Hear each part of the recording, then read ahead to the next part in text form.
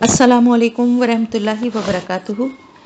نحمدہ ونصلی علی رسولہ الکریم اما بعد فاعوذ باللہ من الشیطان الرجیم بسم اللہ الرحمن الرحیم رب اشرح لی صدری ویسر لی امری واحلل عقدۃ من لسانی یفقہوا قولی آمین یا رب العالمین۔ وَاعْلَمُوا أَنَّمَا غَنِمْتُم مِّن شَيْءٍ فَأَنَّ لِلَّهِ خُمُسَهُ وَلِلرَّسُولِ وَلِذِي الْقُرْبَىٰ۔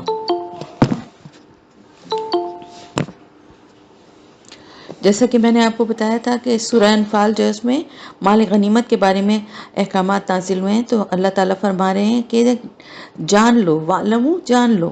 کہ جو بھی غنیمت تمہیں حاصل ہوئی ہے اس کا 5واں حصہ یعنی اس کا خمس کہتے ہیں 5ویں حصے کو اللہ کے لیے، رسول کے لیے اور رسول کے قرابت داروں کے لیے ہے۔ مال غنیمت کی تقسیم کے قوانین بتائے جا رہے ہیں۔ والیتامیٰ والمساکین وابن السبیل، اور پھر اور کون کون اس میں حصے دار ہیں؟ یتیم، مسکین اور مسافر، یعنی وہی 5واں حصہ جو ہے وہ آپ صلی اللہ علیہ وسلم، اللہ اور اللہ کے رسول کے لیے بھی ہے اور رسول کے قرابت داروں کے لیے بھی ہے، اور پھر ساتھ ہی ساتھ اس میں حصہ ہوگا یتیموں، مسکینوں اور مسافروں کا بھی۔ ان کنتم آمنتم باللہ وما انزلنا علی عبدنا یوم الفرقان یوم التقى الجمعان، اور اگر تم ایمان رکھتے ہو اللہ پر اور اس چیز پر جو ہم نے نازل کی ہے اپنے بندے پر فیصلے کے دن، جس دن دو فوجوں کا ٹکراؤ ہوا تھا۔ واللہ علی کل شیء قدیر، اور اللہ ہر شے پہ قادر ہے۔ یہ فیصلہ کیا تھا؟ یہ فیصلہ تھا غزوہ بدر کے دن جو اللہ تعالیٰ کی طرف سے نازل ہوا تھا۔ اللہ کی غیبی مدد اور نصرت جو مسلمانوں کو حاصل ہوئی تھی، تو وہ فیصلے کا دن تھا، جیسا کہ اللہ نے وعدہ فرمایا تھا کہ تمہاری مدد کے لیے فرشتے آئیں گے۔ اگرچہ وہ فرشتے میدان جنگ میں تمہیں نظر تو نہیں آئیں گے، لیکن جس طرح سے تم لوگ اللہ پر اور اس کی وحی پر ایمان بالغیب رکھتے ہو، جبرائیل علیہ السلام کے وحی لانے پر ایمان رکھتے ہو، تو اسی طرح تمہارا یہ ایمان بھی ہونا چاہیے کہ اللہ نے اپنا وہ وعدہ پورا کر دیا جو اس نے اپنے رسول صلی اللہ علیہ وسلم اور مسلمانوں کی مدد کے حوالے سے کیا تھا، اور یہ کہ میدان بدر میں تمہاری فتح اللہ کی مدد سے ہی ممکن ہوئی ہے۔ اگر تم لوگوں کو اس پر یقین کامل ہے تو پھر اللہ کا یہ فیصلہ بھی دل کی آمادگی اور خوشی سے قبول کر لو کہ مال غنیمت میں سے 5واں حصہ اللہ اور اس کے رسول اور بیت المال کا ہوگا۔ اس حکم کے نزول کے بعد تمام مال غنیمت ایک جگہ جمع کیا گیا اور اس میں سے 5واں حصہ بیت المال کا کے لیے نکال کر باقی 4 حصے مجاہدین میں تقسیم کر دیے گئے۔ اب اس میں تقسیم میں جو تھی وہ بہت انصاف کے ساتھ ہر شخص کو برابر کا حصہ ملا تھا جو بھی جنگ کے لیے شامل تھا، چاہے اس نے عملی طور پر قتال کیا تھا یا نہیں، یا کسی نے بہت زیادہ مال غنیمت جمع کر لیا تھا یا کسی نے کچھ بھی جمع نہیں کیا تھا، سارا وہ جمع کرنے کے بعد سب میں برابری سے تقسیم ہوا۔ صرف اس میں ایک فرق یہ تھوڑا سا رکھا گیا تھا کہ سوار کے 2 حصے تھے اور پیدل کے لیے 1 حصہ۔ وہ کیوں؟ اس لیے کہ جو سواریوں کے ساتھ جنہوں نے جنگ میں حصہ لیا تھا، وہ جانوروں کے پر جو بھی اخراجات ہوتے ہیں، یعنی ان کی دیکھ بھال، ان کا کھانا پینا، وہ سب بھی تو انہوں نے وہ ذاتی طور پر برداشت کرتے ہیں نا، تو اس لیے جب تم لوگ تھے قریب والے کنارے پر اور وہ لوگ تھے دور والے کنارے پر، یعنی جنگ کے میدان میں جو اللہ پاک بتا رہے ہیں کہ تم لوگوں کی جو پوزیشن تھی اس کے بارے میں۔ وَالرَّكْبُ أَسْفَلَ مِنْكُمْ، اور قافلہ تم سے نیچے تھا۔ میں نے بتایا تھا نا کہ ایک قافلہ بھی تھا جس کو حملہ کرنے کی پلاننگ تھی، اور پھر یہ قریش کا لشکر، دونوں میں سے جو ہے وہ 2 رائے ہو گئی تھیں۔ کچھ لوگ چاہتے تھے کہ قافلے پہ حملہ کیا جائے، تو اس کے بارے میں اللہ تعالیٰ فرما رہے ہیں، اور اگر تم لوگ آپس میں طے کر کے میعاد ٹھہرا کر نکلتے تو بھی وقت مقررہ پر پہنچنے میں تو تم ضرور مختلف ہو جاتی، یعنی یہ تو اللہ کی مشیت کے تحت دونوں لشکر ٹھیک ایک ہی وقت پر وادی کے دونوں کناروں پر پہنچے تھے۔ اگر آپ لوگ خود آپس میں کوئی وقت مقرر کرتے تو اس میں ضرور آگے پیچھے ہو جاتے، لیکن یہ سب کچھ جو ہوا وہ کس لیے ہوا؟ وَلَكِنْ لِيَقْضِيَ اللَّهُ أَمْرًا كَانَ مَفْعُولًا، تاکہ اللہ فیصلہ کر دے اس کام کا جو ہو کے ہی رہنے والا تھا، ہونے ہی والا تھا۔ لِيَهْلِكَ مَنْ هَلَكَ عَنْ بَيِّنَةٍ، تاکہ جسے ہلاک ہونا ہے وہ ہلاک ہو بات واضح ہو جانے کے بعد، یعنی حقیقت کے واضح ہونے کے بعد اب حق کے بارے میں کوئی شک و شبہ نہ رہ جائے، اور اہل مکہ میں سے بھی وہاں کے جو عوام ہیں وہ بھی اب حق کو پہچاننے میں ان میں کوئی شک و شبہ نہ رہے۔ اور جسے زندہ رہنا ہے وہ زندہ رہے واضح دلیل کی بنا پر، اور یقیناً اللہ سب کچھ سننے والا اور جاننے والا۔ یعنی جو زندگی سے یہاں پہ بھی مراد کیا ہے؟ ایمان۔ جو سیدھے راستے پر آنا چاہے، جو ایمان کے راستے پہ آنا چاہے، وہ ابھی بھی اس بینہ یعنی اس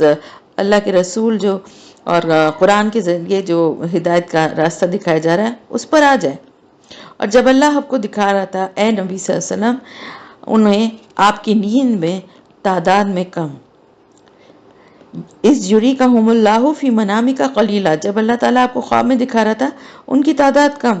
خواب میں آپ صلی اللہ علیہ وسلم کو اللہ تعالیٰ نے دکھایا کہ قریش کے لشکر کی تعداد بہت زیادہ نہیں ہے، تھوڑے لوگ ہیں، حالانکہ وہ 1000 افراد پر مشتمل بہت بڑا لشکر تھا۔ اور اگر وہ آپ کو دکھاتا کہ وہ کثیر تعداد میں ہیں، تو اللہ تعالیٰ فرما رہے ہیں کہ ظاہر آپ صلی اللہ علیہ وسلم جو ہے اپنے ساتھیوں کو بھی بتاتے، اور پھر اللہ تعالیٰ فرما رہے ہیں لَفَشِلْتُمْ وَلَتَنَازَعْتُمْ فِي الْأَمْرِ، تو اے مسلمانوں تم ضرور کمزوری دکھاتے اور اختلاف معاملے میں کرتے، یعنی اصل تعداد اور طاقت کے بارے میں جان کر ہمتیں کام ہو جاتی ہیں اور آپس میں اختلاف میں پڑ جاتے کہ ہمیں جا کر میدان میں جا کر بدر کے میدان میں جا کے لشکر کا مقابلہ کرنا بھی چاہیے کہ نہیں۔ لیکن اللہ نے سلامتی پیدا فرما دی، یقیناً وہ واقف ہے اس سے جو کچھ سینوں کے اندر ہے۔ تو آپ صلی اللہ علیہ وسلم نے جو خواب دیکھا وہ غلط تو نہیں تھا، کیونکہ انبیاء علیہ السلام کے تمام خواب سچے ہوتے ہیں، اور آپ صلی اللہ علیہ وسلم کو اللہ پاک کوئی جھوٹی بات بھی نہیں دکھا۔ نعوذ باللہ، استغفر اللہ، اللہ کی ذات سے بھی ہم یہ بات تو توقع کر ہی نہیں سکتے کہ کوئی جھوٹی بات آپ کو دکھائی گئی ہو۔ در حقیقت اللہ پاک نے جو آپ کو خواب دکھایا تھا وہ اس جسے کہنا چاہیے کہ ایک چیز ہوتی ہے ظاہری اور ایک چیز ہوتی ہے مانوی، تو مانوی لحاظ سے جو تعداد تھی وہ دکھائی تھی۔ اب اس کا کیا مطلب ہے؟ اس کا مطلب یہ تھا کہ ویسے تو دیکھنے میں کفار کے لشکر کی تعداد 1000 تھی، لیکن مکے کے اکثریت جو لوگ تھی وہ حضور صلی اللہ علیہ وسلم کو معاشرے کا ایک اچھا، نیک، بہترین بلکہ انسان سمجھتی تھی، اور ان کی سوچ کے مطابق جو لوگ ایمان لائے تھے آپ کے ساتھی تھے وہ بھی مکے کے بہترین لوگ تھے۔ تو عام جو لوگوں کا وہ تھا ایک آپ کے بارے میں اور آپ کے ساتھیوں کے بارے میں جو ایک نظریہ تھا وہ یہ تھا کہ یہ بہت اچھے لوگ ہیں، بہت اچھے بہترین اخلاق کے، اور بہت جو ہے ظاہر ہے آپ صلی اللہ علیہ وسلم کے لیے تو صادق اور امین کے لقب انہوں نے رکھے ہوئے تھے، تو وہ ان کو اس چیز کو ان کا دل مانتا تھا کہ آپ کے ساتھیوں نے کوئی جرم نہیں کیا ہے، بس ایک اللہ کو مانتے ہیں، اور جو بھی بات کرتے ہیں تو وہ دوسروں کو نیکی کا ہی حکم دیتے ہیں نا۔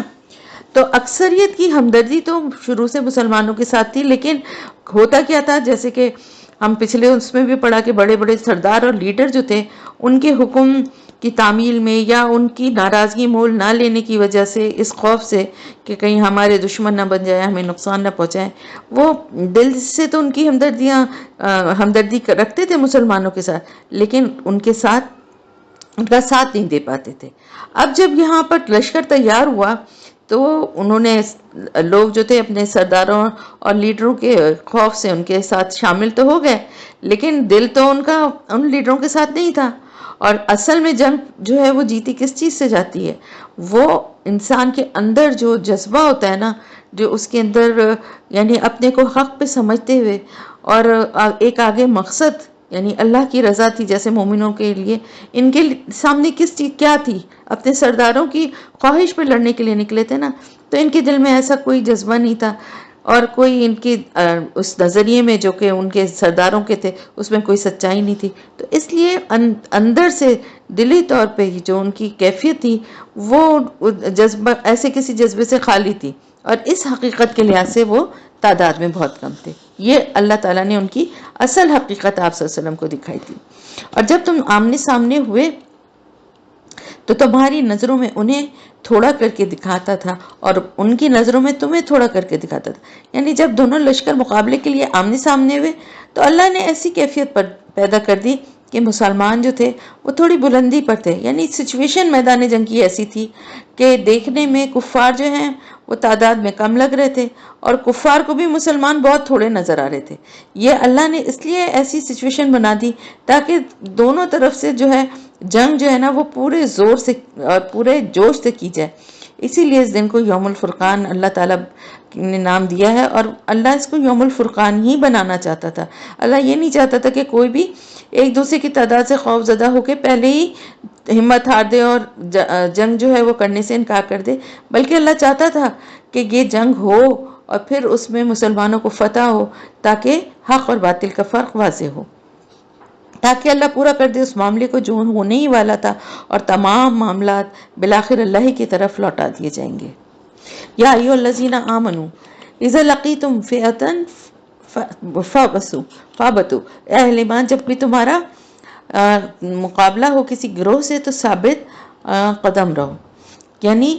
جب بھی جنگ شروع ہو جائے تو پھر سب سے پہلی بات کیا ہے کہ اپنے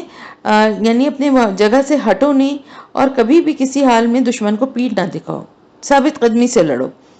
وَاذْكُرُوا اللَّهَ كَثِيرًا لَعَلَّكُمْ تُفْلِحُونَ، اور اللہ کا ذکر کرتے رہو کثرت کے ساتھ تاکہ تم فلاح پاؤ۔ وَأَطِیعُوا اللَّهَ وَرَسُولَهُ، اور حکم مانو اللہ کا اور اس کے رسول صلی اللہ علیہ وسلم کا۔ یعنی کیا رولز بتائے جا رہے ہیں کہ جب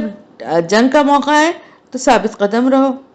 اور پھر اللہ کا ذکر کرتے رہو کثرت کے ساتھ، اور پھر اللہ اور اس کے رسول کی اطاعت کرو، جس طرح کی ہدایت دیں اللہ کے رسول ان پر عمل کرو۔ اور وَلَا تَنَازَعُوا فَتَفْشَلُوا وَتَذْهَبَ رِيحُكُمْ وَاصْبِرُوا إِنَّ اللَّهَ مَعَ الصَّابِرِينَ، اور آپس میں جھگڑوں میں نہ پڑو ورنہ تم ڈھیلے پڑ جاؤ گے اور تمہاری ہوا اکھڑ جائے گی، اور ثابت قدم رہو، یقیناً اللہ ثابت قدم رہنے والوں کے ساتھ ہے۔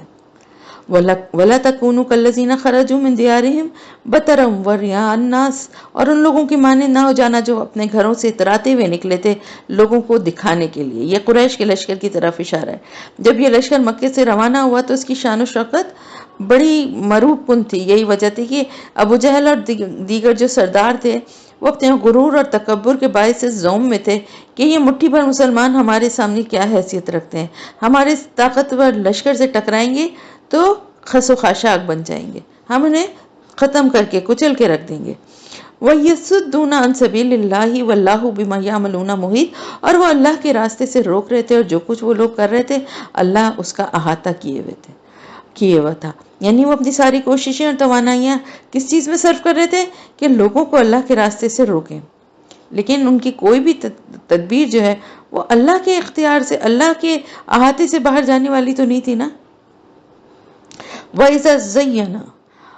زَيَّنَ لَهُمُ الشَّيْطَانُ أَعْمَالَهُمْ وَقَالَ لَا غَالِبَ لَكُمُ الْيَوْمَ مِنَ النَّاسِ، اور جب شیطان نے ان کے لیے ان کے اعمال کو مزین کر دیا تھا اور اس نے کہا تھا کہ آج تم پر انسانوں میں سے کوئی غالب نہیں آ سکتا، یعنی شیطان نے یہ متکبرانہ خیالات ان کے دل میں، یہ خوش فہمیاں ان کے دل میں ڈال دی تھی کہ یہ تمہارا ساز و سامان، یہ اسلحہ، اتنا بڑا لشکر، یہ تو بہت ہی غیر معمولی جو تمہاری تیاری ہے، عرب کی تاریخ میں ایسی کوئی اس جیسے لشکر کی مثال نہیں ملتی، تو کس میں ہمت ہوگی کہ آج اس لشکر کے سامنے ٹھہر سکے، اور کس کے پاس اتنی طاقت ہے کہ تمہارے اوپر غلبہ پا سکے۔ وَإِنِّي جَارٌ لَكُمْ، اور میں بھی تمہارے ساتھی ہوں، یعنی شیطان نے ان کو یہ تسلی دی تھی کہ میں بھی تمہارے ساتھی ہوں۔ لیکن شیطان نے جس طرح ہمیشہ دھوکہ دیتا ہے، اس نے کیا کیا، پھر جب دونوں لشکر آمنے سامنے ہوئے تو وہ اپنی ایڑیوں کے بل پیچھے پھر گیا۔ وَقَالَ إِنِّي بَرِيءٌ مِّنكُمْ إِنِّي أَرَىٰ مَا لَا تَرَوْنَ، اور کہنے لگا میں تو تم سے بری ہوں، تم سے لا تعلق ہوں، کیونکہ میں وہ کچھ دیکھ رہا ہوں جو تم نہیں دیکھ رہے، کیونکہ ابلیس جو ہے وہ آگ سے اس کی تخلیق ہوئی تھی، لہٰذا ناری مخلوق ہونے کی وجہ سے فرشتوں کے نزول کو دیکھ رہا تھا، وہ فرشتے نازل ہو رہے ہیں یہ اس کو نظر آ رہے تھے، اور وہ الٹے پاؤں بھاگ کھڑا ہوا وہاں سے ان کو میدان جنگ میں چھوڑ کر، یہ کہتا ہوا کہ میں تو وہ کچھ دیکھ رہا ہوں جو تم لوگوں کو نظر نہیں آ رہا۔ انی اخاف اللہ واللہ شدید العقاب، اور میں خوف رکھتا ہوں اللہ کا کیونکہ اللہ سزا دینے میں بہت سخت ہے، یعنی مجھے تو اللہ کا خوف ہے، میں تو جا رہا ہوں۔ بیچ میدان میں ان کو پھنسا کے اور خود بھاگ گیا۔ اذ یقول المنافقون والذین فی قلوبہم مرض، وہ جب کہہ رہے تھے منافقین اور وہ لوگ جن کے دلوں میں روگ تھا یا بیماری تھی یا مرض تھا، کیا بیماری تھی؟ منافقت کی بیماری تھی۔ وغر ہؤلاء دینہم، ان کو تو ان کے دین نے بالکل دھوکے میں ڈال دیا، ان کو کن کو، یعنی مسلمانوں کو تو ان کے دین نے بالکل دھوکے میں ڈال دیا، ان لوگوں کا تو دماغ خراب ہو گیا، جو قریش کتنے بڑے لشکر سے مقابلہ کرنے چل پڑے ہیں۔ وَمَن يَتَوَكَّلْ عَلَى اللَّهِ فَإِنَّ اللَّهَ عَزِيزٌ حَكِيمٌ، اور انہیں کیا پتا کہ جو کوئی توکل کرتا ہے اللہ پر تو اللہ زبردست ہے، حکمت والا ہے۔ وَلَوْ تَرَىٰ إِذْ يَتَوَفَّى الَّذِينَ كَفَرُوا الْمَلَائِكَةُ، اور کاش کہ تم دیکھ سکتے کہ جب روح قبض کرتے ہیں یا فوت کرتے ہیں ان کے لیے فرشتے، جب ان کی جانیں نکالنے کے لیے آتے ہیں ان کافروں کی، تو کیا منظر ہوتا ہے۔ پہلے بھی آ چکا ہے اس کا بیان۔ یضربون وجوہہم وادبارہم وذوقوا عذاب الحریق، اور کہتے ہیں ضرب لگاتے ہیں، یضربون ضربیں لگاتے ہوئے ان کے چہرے اور ان کی پیٹھوں پر، اور کہتے ہیں کہ چکھو اب جلنے کا عذاب، یہ وہ کچھ ہے جو تمہارے ہاتھوں نے آگے بھیجا ہے۔ اور اللہ تو ہرگز اپنے بندوں کے حق میں ظالم نہیں ہے۔ ان کے ساتھ ویسا ہی معاملہ ہوا جیسا کہ معاملہ ہوا آل فرعون کا اور ان لوگوں کا جو ان سے پہلے تھے، یعنی آل فرعون سے پہلے قوم شعیب تھی، اور پھر لوط اور سمود، یہ ساری قومیں تھی نا، ان سارے قوموں کا جو انجام ہوا وہی ان کا بھی ہوا، یعنی اسی طرح تباہ و برباد ہوئے، جنگ کرنے آئے تھے اور کتنی بری طرح مارے گئے اور کس طرح سے بھاگنا پڑا انہیں۔ کفروا بآیات اللہ فاخذہم اللہ بذنوبہم، اور انہوں نے اللہ کی آیات کا انکار کیا تھا تو اللہ نے انہیں پکڑ لیا ان کے گناہوں کی وجہ سے، گناہوں کی سزا دینے کے لیے اللہ نے ان کو پکڑ لیا۔ ان اللہ قوی شدید العقاب، اور یقیناً اللہ تعالیٰ قوی ہے اور سزا دینے میں سخت ہے۔ یہ اس لیے کہ اللہ کا یہ طریقہ نہیں کہ کوئی نعمت جو اس نے کسی قوم کو دی ہو وہ اس میں تبدیلی کرے، تغیر کرے، جب تک کہ وہ قوم اپنی اندرونی کیفیت کو خود نہ متغیر کر لے۔ وَأَنَّ اللَّهَ سَمِيعٌ عَلِيمٌ، اور یہ کہ اللہ سب کچھ سننے والا، جاننے والا ہے۔ کداب آل فرعون والذین من قبلہم، اور جیسا کہ معاملہ ہوا آل فرعون کا اور جو ان سے پہلے تھے۔ کذبوا بآیات ربہم فأہلکناہم بذنوبہم، انہوں نے اپنے رب کی آیت کو جھٹلایا تو ہم نے ان کو ہلاک کر ڈالا ان کے گناہوں کی سزا کے طور پہ، ان کے گناہوں کی وجہ سے۔ وَأَغْرَقْنَا آلَ فِرْعَوْنَ وَكُلٌّ كَانُوا ظَالِمِينَ، اور آل فرعون کو ہم نے غرق کر دیا اور وہ سب کے سب ظالم تھے۔ ان شر الدواب عند اللہ الذین کفروا فہم لا یؤمنون، بے شک بدترین جانور اللہ کے نزدیک یہی لوگ ہیں جو کفر کرتے ہیں اور ایمان نہیں لاتے۔ وہ لوگ جن سے اے نبی صلی اللہ علیہ وسلم آپ نے معاہدہ کیا تھا، پھر وہ ہر مرتبہ اپنا عہد توڑ دیتے ہیں اور وہ اس بارے میں ڈرتے نہیں۔ یہ اشارہ ہے یہود مدینہ کی طرف۔ تو اگر آپ انہیں جنگ میں پا جائیں تو ان کو ایسی سزا دیں کہ جو ان کے پیچھے ہیں ان کو بھی خوف زدہ کر دیں تاکہ وہ عبرت حاصل کریں۔ اور آپ کو اگر اندیشہ ہو جائے کسی قوم کی طرف سے بدعہدی کا تو پھینک دیجئے معاہدہ ان کی طرف کھلم کھلا، یعنی ان کی اگر کوئی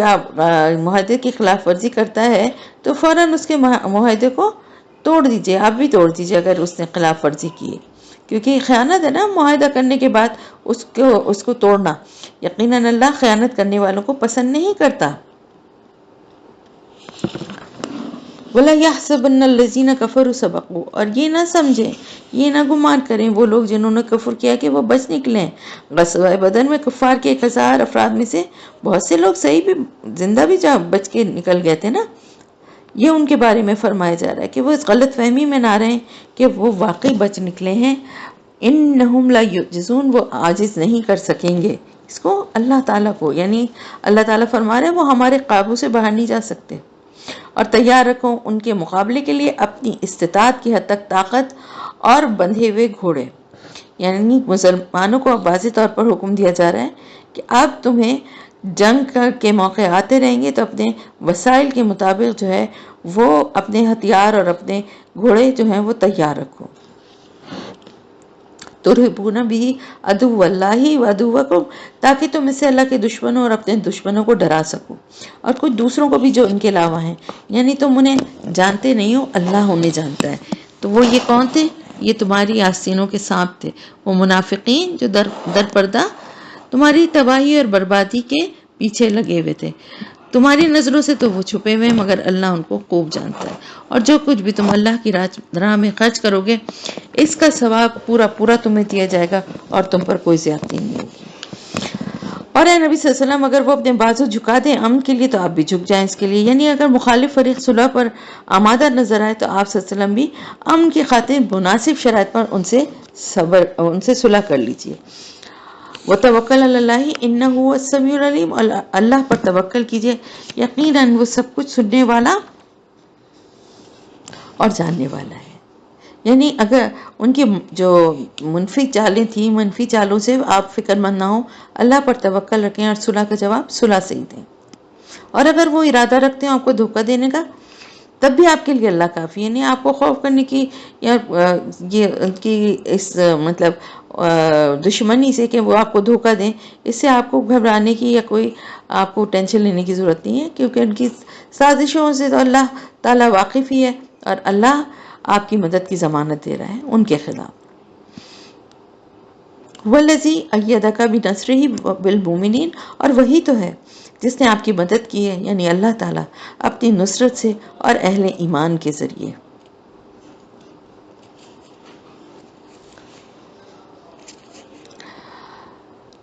اور وہی تو ہے اللہ جس نے وَأَلَّفَ بَيْنَ قُلُوبِهِمْ، آپس میں ان کے دلوں میں، اہل ایمان جو ہیں ان کے دلوں میں الفت پیدا کر دی ہے۔ اگر آپ زمین کی ساری دولت بھی خرچ کر دیتے تو ان کے دلوں میں یہ الفت پیدا نہیں کر سکتے تھے، یعنی آپس میں ان کے دلوں میں جو اللہ تعالیٰ نے محبت ڈال دی، جیسے کہ انصار اور مہاجرین کے درمیان اور اہل ایمان کے سب کے درمیان اللہ نے ایسی محبت ڈال دی تھی کہ زمین کی ساری دولت بھی آپ خرچ کر دیتے تو ان کے دلوں میں یہ محبت، یہ الفت پیدا نہیں کر سکتے تھے۔ وَلَكِنَّ اللَّهَ أَلَّفَ بَيْنَهُمْ، لیکن یہ تو اللہ نے ان کے مابین ایسی الفت پیدا کر دی تھی۔ إِنَّهُ عَزِيزٌ حَكِيمٌ، یقیناً وہ زبردست حکمت والا ہے۔ یا ایھا النبی حسبک اللہ ومن اتبعک من المؤمنین، اے نبی صلی اللہ علیہ وسلم آپ کے لیے کافی ہے اللہ اور وہ جو پیروی کر رہے ہیں آپ کی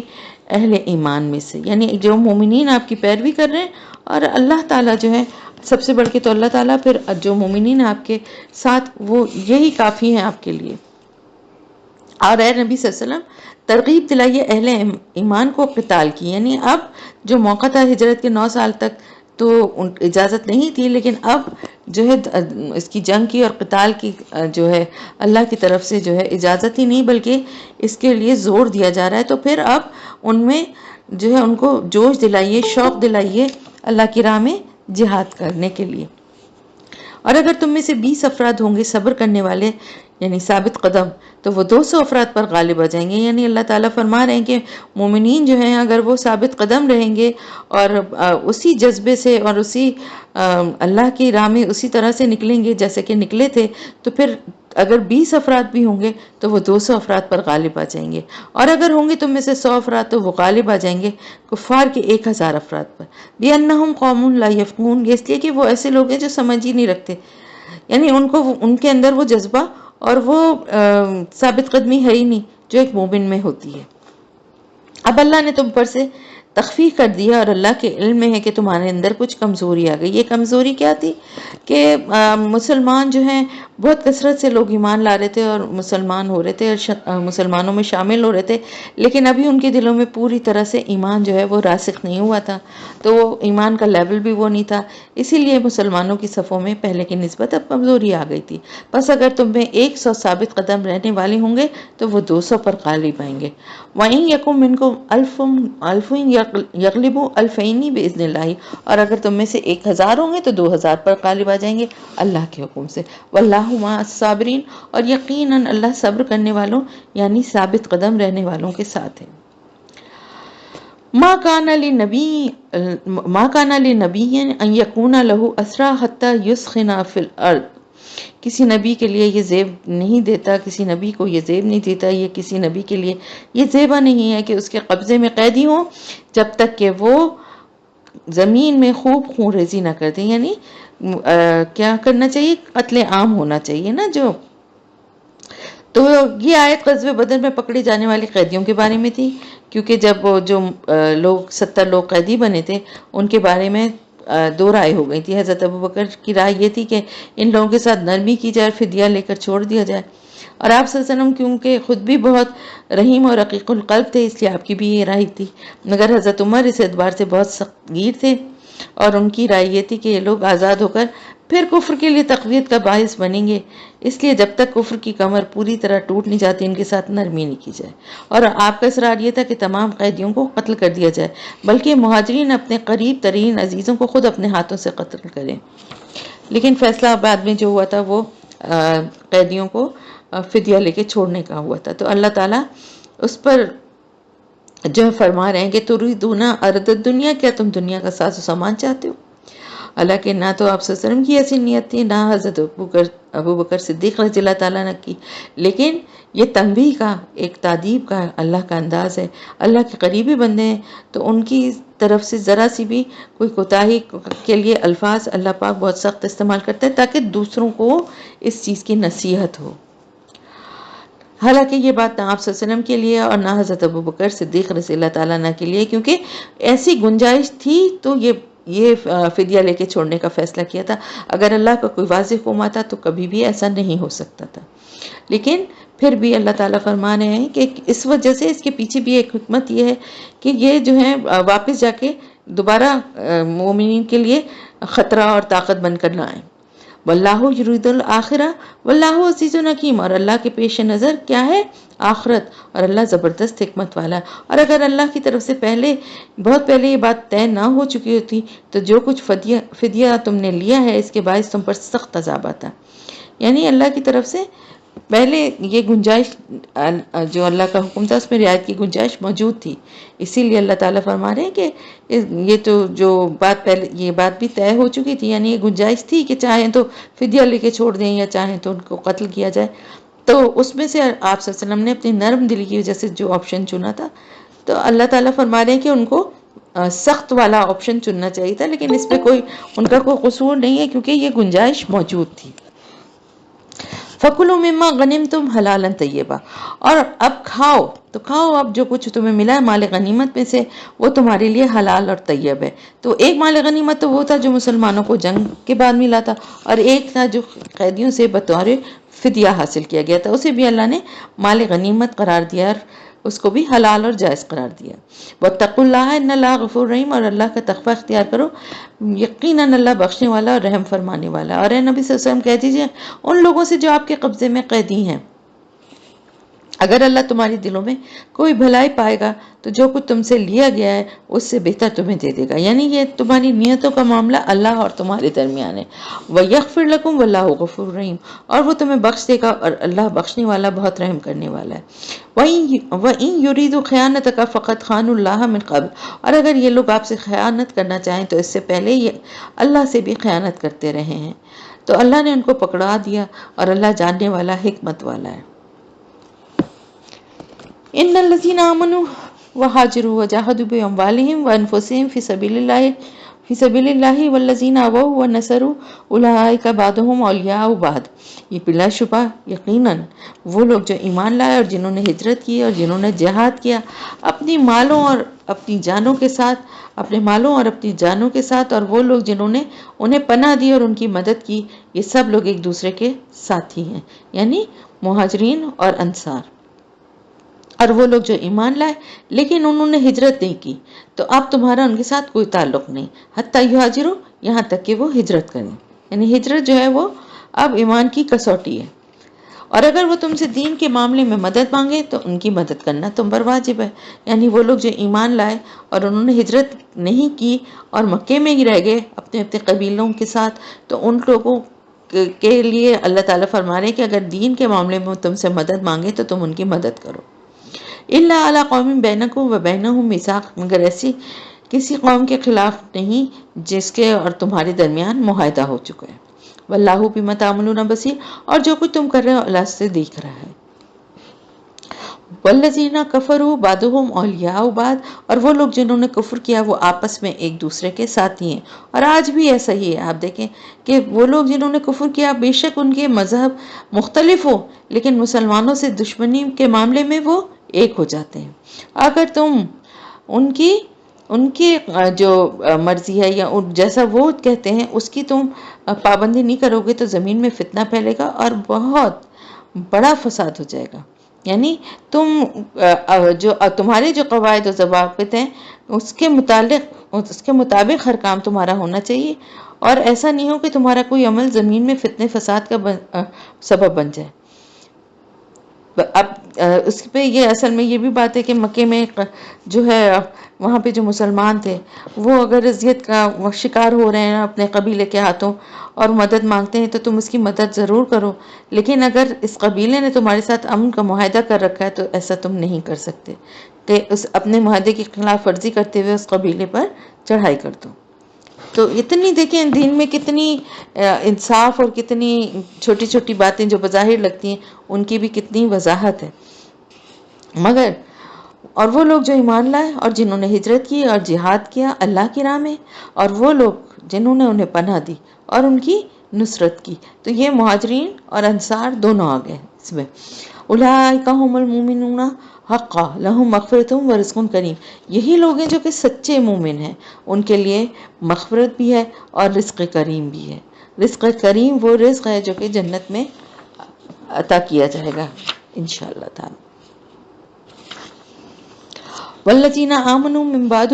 وہاجروا وجاہدوا معکم فاولئک منکم، اور وہ لوگ جو بعد میں ایمان لائے اور انہوں نے ہجرت کی اور تمہارے ساتھ مل کر جہاد کیا تو اے مسلمانوں وہ تم میں سے ہی ہیں، یعنی جو بعد میں ایمان لائے اور انہوں نے ہجرت کی تو وہ بھی تو مسلمان ہونے کے بعد وہ تم میں سے ہی ہیں، اور رحم کے رشتے اللہ کے قانون میں ایک دوسرے کے زیادہ حقدار ہیں، یعنی وراثت کا قانون اور اس طرح کے تمام جو قوانین ہیں اس میں شریعت کے تمام قواعد و ضوابط میں جو رحم کے رشتے ہیں یعنی خونی رشتے ہیں ان کی کو ترجیح دی گئی ہے۔ تو منہ بولی جو بھائی چارہ یا منہ بولی اولاد ہے یا یہ ساری چیزیں جو ہے نا ان کو اس سے مکس نہیں کرنا چاہیے۔ ان اللہ بکل شیء علیم، اور یقیناً اللہ تعالیٰ ہر چیز کا علم رکھتا ہے۔ اب آگے شروع ہو رہی ہے سورہ توبہ، اور سورہ توبہ جیسے آپ کو معلوم ہے کہ سورہ توبہ جو ہے وہ بسم اللہ الرحمن الرحیم کے بغیر شروع ہوئی ہے، اور اس کو ہم بھی ایسے ہی شروع کریں گے۔ براۃ من اللہ ورسولہ الی الذین عاہدتم من المشرکین، اعلان برات ہے اللہ اور اس کے رسول کی طرف سے ان لوگوں کی جانب جن سے اے مسلمانوں تم نے معاہدے کیے تھے مشرکین میں سے، یعنی مشرکین کے ساتھ جو معاہدے کیے گئے تھے اب وہ تمام معاہدے ختم کرنے کا اللہ کی طرف سے واضح اعلان کیا جا رہا ہے کہ اب ان کے ساتھ کوئی معاہدہ قائم نہیں رہے گا۔ تو گھوم پھر لو اس زمین میں 4 ماہ تک، یعنی 4 ماہ کی جو ہے وہ مدت یا مہلت جو ہے وہ ان کافروں کو دی گئی ہے کہ 4 مہینے تک ان کو کوئی سزا نہیں دی جائے گی، اور اس دوران ان کو کیا کرنا ہے، اور جان لو کہ تم اللہ کو عاجز نہیں کر سکتے، اور یہ بھی کہ اللہ کافروں کو رسوا کر کے رہے گا۔ یعنی یہ اب عذاب کا سمجھیے ایک آخری جو ان کے اوپر حصہ تھا وہ بھی آ گیا کہ اب ایسا حتمی اللہ کی طرف سے اعلان ہو گیا کہ اب کسی قسم کی دوستی کے معاہدے، جنگ نہ کرنے کے معاہدے، یہ کوئی ساتھ تمام معاہدوں کو 4 ماہ کی پیش کی وارننگ کے ساتھ ختم کر دیا۔ اور اعلان عام ہے اللہ اور اس کے رسول کی طرف سے لوگوں کے لیے حج اکبر کے دن۔ عمرے کو حج اصغر کہا جاتا ہے، اور عمرے کے مقابلے میں یہاں حج کی بات ہو رہی ہے تو حج کو حج اکبر کہا گیا ہے۔ تو ہم لوگوں کے ہاں جو یہ بات مشہور ہے کہ جمعے کے دن اگر حج ہو تو وہ حج اکبر ہے، ایسا کوئی ہمیں اس کی کوئی دلیل کوئی سند نہیں ملتی، بلکہ ہر حج حج اکبر ہے اور عمرہ حج اصغر ہے، اور اللہ تعالیٰ بری ہے مشرکین سے اور اس کا رسول بھی۔ فَإِن تُبْتُمْ فَهُوَ خَيْرٌ لَكُمْ، تو اگر تم توبہ کر لو گے تو تمہارے لیے بہتر ہے۔ وَإِن تَوَلَّيْتُمْ فَاعْلَمُوا أَنَّكُمْ غَيْرُ مُعْجِزِ اللَّهِ، اور اگر تم منہ پھیرو گے تو یاد رکھو کہ تم اللہ کو عاجز نہیں کر سکتے۔ وَبَشِّرِ الَّذِينَ كَفَرُوا بِعَذَابٍ أَلِيمٍ، بشر خوشخبری، بشارت، یہ طنز کے طور پہ اللہ تعالیٰ فرما رہے ہیں کہ اے نبی ان کو خوشخبری سنا دیجئے ان کافروں کو دردناک عذاب کی۔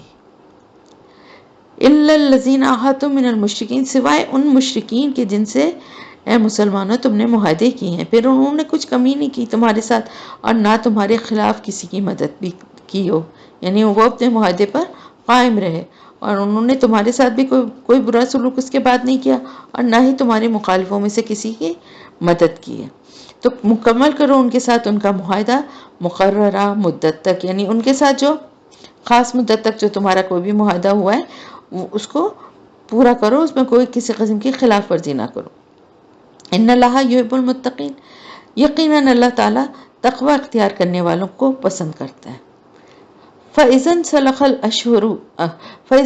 الاشہر الحرم، پھر جب یہ حرمت کے مہینے گزر جائیں، حرمت کے وہی 4 مہینے جن کا بتایا جا چکا ہے آپ کو، تو قتل کرو ان مشرکون کو، نہیں سوری، یہاں پر وہ مہینوں کی بات نہیں ہے، بلکہ یہاں پر حرمت کے مہینے ان 4 مہینوں کو کہا گیا ہے جو مہلت دی گئی ہے۔ یعنی مشرکین کے لیے وہ حرمت کے مہینے کیوں تھے کہ ان 4 مہینوں میں انہیں کوئی نقصان نہیں پہنچایا جائے گا، انہیں مارا نہیں جائے گا، اور ان کے ساتھ کوئی برا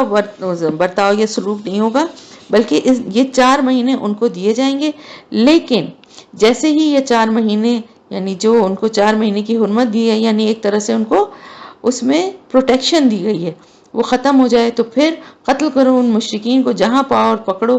ان کو اور گھیراؤ کرو ان کو، اور ان کے لیے ہر جگہ گھات لگا کر بیٹھو۔ یعنی اب جب 4 مہینے گزر جائیں تو پھر وہ جہاں کہیں چھپے ہوں یا وہاں رہنے کی کوشش کریں تو ان کو جہاں بھی تم پکڑ لو تو ان کو پکڑو اور ان کا قتل عام کرو، ان کو مارو، ان کو قتل کر دو،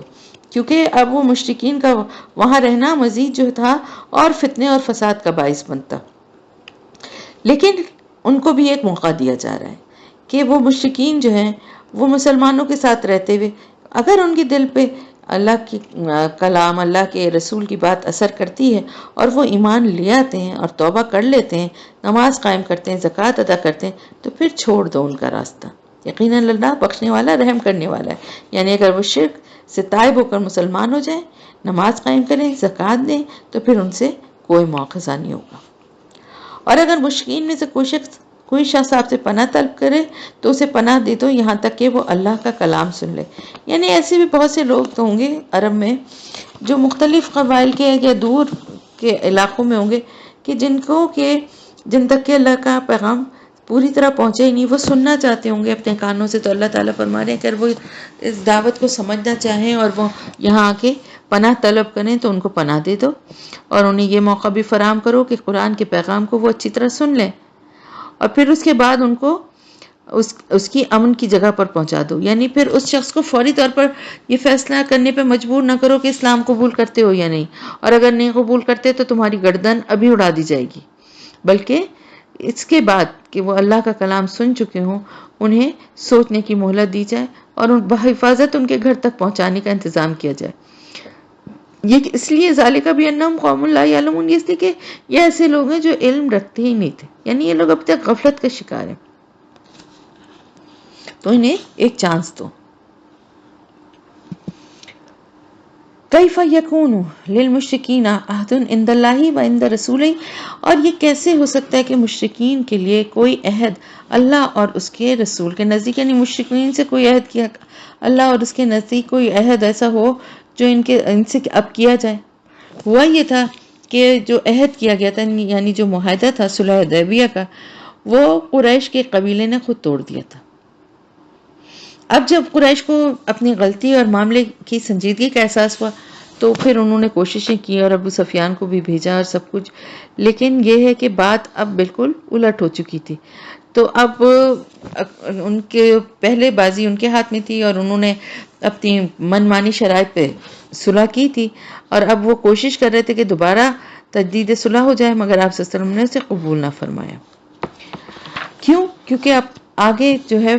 فیصلہ کن جو ہے وہ جنگ یا جو فیصلہ کن مرحلہ تھا وہ آنے والا تھا۔ اب معاہدہ کر کے مزید اس معاملے کو لٹکانا نہیں تھا۔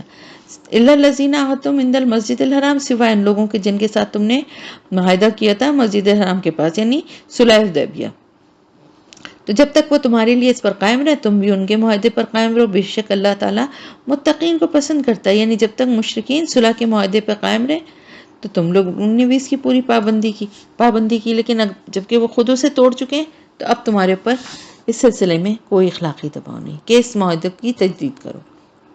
اور کیسے کوئی معاہدہ قائم رہ سکتا ہے ان سے، جبکہ اگر وہ تم پر غالب آ جائیں تو ہرگز لحاظ نہیں کریں گے تمہارے بارے میں کسی قرابت کا اور نہ عہد کا۔ یعنی ان کے دل میں تو اتنا کینہ تھا کہ اگر ان کو موقع مل جاتا تو اس معاہدے کے باوجود وہ کسی کو نہ چھوڑتے مسلمانوں میں سے، اور اس معاملے میں نہ وہ کسی رشتہ داری کا لحاظ کرتے اور نہ ہی کسی معاہدے کا۔ تو پھر اللہ تعالیٰ فرما رہا ہے کہ راضی کرنا چاہتے ہیں تم لوگوں کو اپنے منہ سے، یعنی وہ صلح کی تجدید کے لیے کیوں آئے ہیں، بظاہر کیوں خوشامد اور چاپلوسی کر رہے ہیں، وہ چاہتے ہیں کہ کسی طرح آپ لوگوں کو راضی کر لیں، جبکہ ان کے دل تو اب بھی انکاری ہیں اور ان کی اکثریت فاسقین پر مشتمل ہے، یعنی جو باتیں وہ زبان سے کر رہے ہیں ان کے دل سے نہیں نکل رہی ہیں، دل سے وہ ابھی بھی نیک نیتی کے ساتھ صلح پر آمادہ نہیں ہیں، اور انہوں نے اللہ کی آیات کو فروخت کر دیا بہت معمولی سی، بہت تھوڑی سی قیمت کے عوض۔ فصدوا عن سبیلہ انہم ساء ما کانوا یعملون، پس وہ لوگوں کو روکتے رہے اللہ کے رستے سے اور خود بھی رکتے رہے، یقیناً بہت ہی برا ہے جو کچھ یہ کر رہے ہیں، اور نہیں لحاظ کرتے وہ کسی مومن کے حق میں نہ کسی قرابت دار کا اور نہ کسی معاہدے کا، اور یہی لوگ ہیں جو حد سے تجاوز کرنے والے ہیں۔ فَإِن تَابُوا وَأَقَامُوا الصَّلَاةَ وَآتُوا الزَّكَاةَ فَإِخْوَانُكُمْ فِي الدِّينِ، پھر اگر وہ توبہ کر لیں، نماز قائم کریں اور زکوٰۃ دیں تو وہ تمہارے دینی بھائی ہیں، یعنی اللہ نے ان کے لیے ابھی بھی توبہ کا دروازہ کھلا رکھا ہوا ہے، اگر وہ اسلام قبول کر لیں گے اور جو اسلام کے جو شعار ہیں یعنی نماز، روزہ، زکوٰۃ ان کو ادا کرنے لگیں گے تو وہ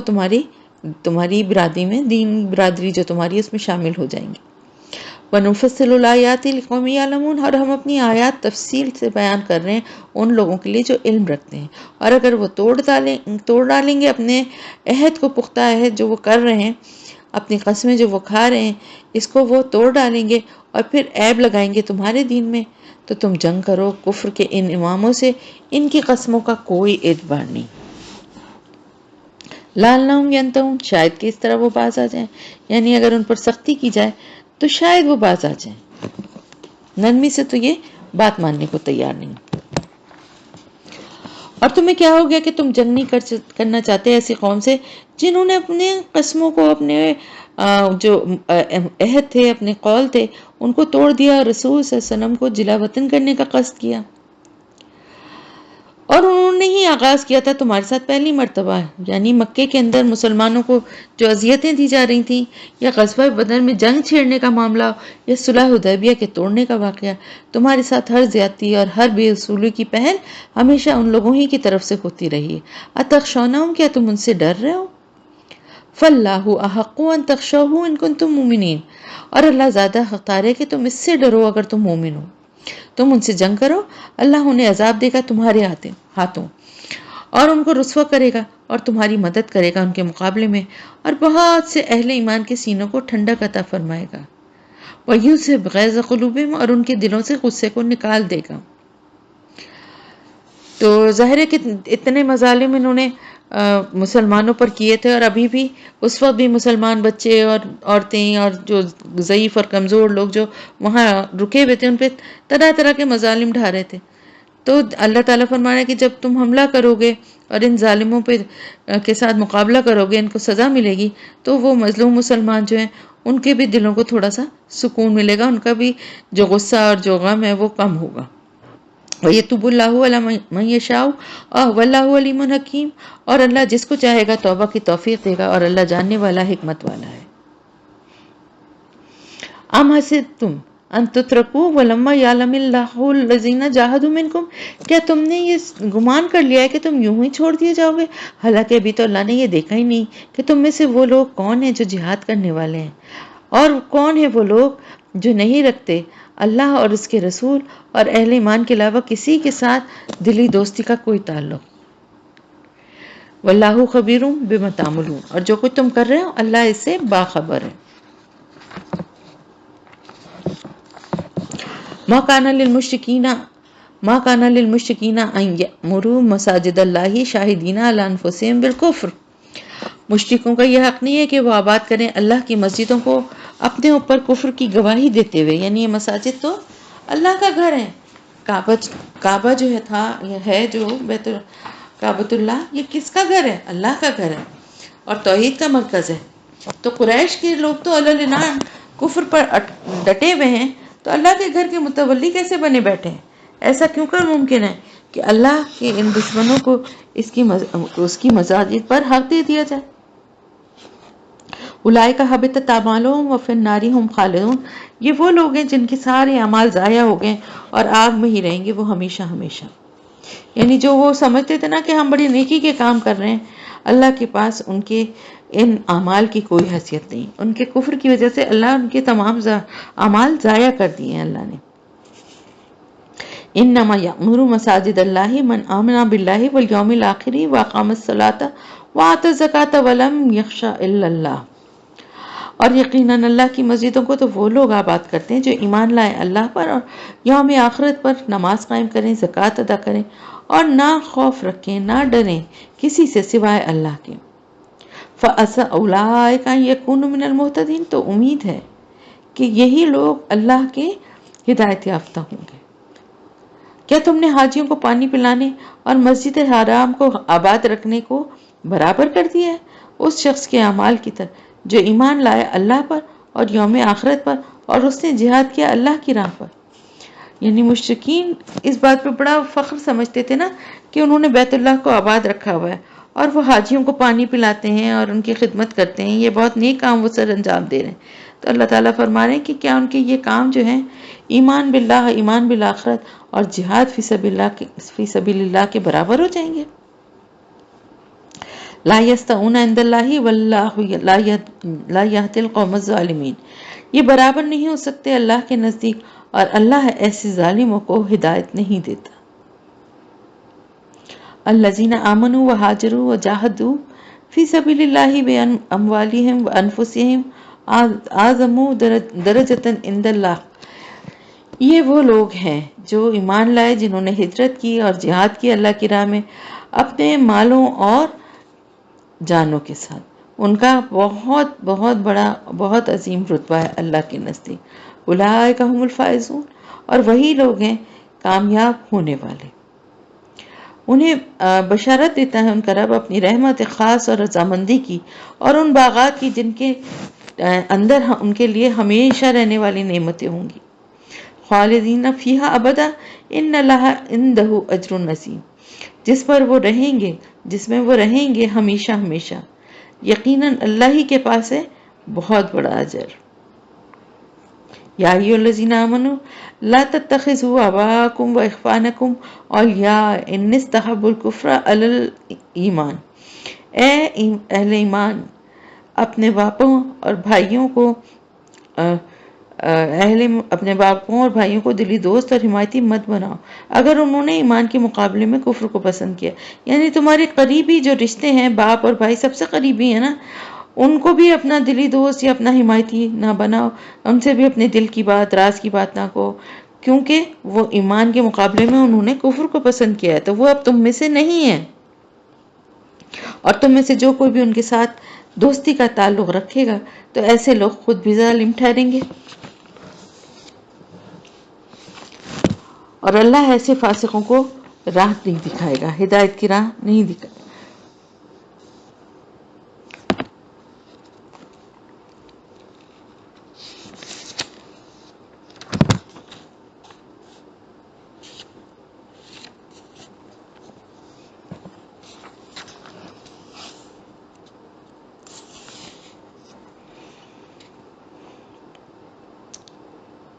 میں نے کوئی ایک آیت شاید بیچ میں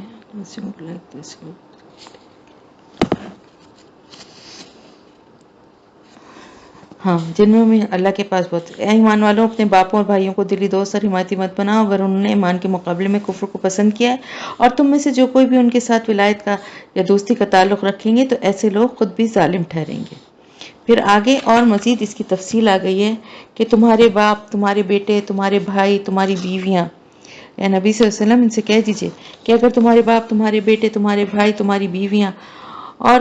بیویاں اگر ہیں تو ان کے لیے شوہر، تمہارے رشتہ دار، اور وہ مال جو تم نے بہت محنت سے کمائے ہیں، اور وہ تجارت جس کے مندہ ہونے کا یا جس کے میں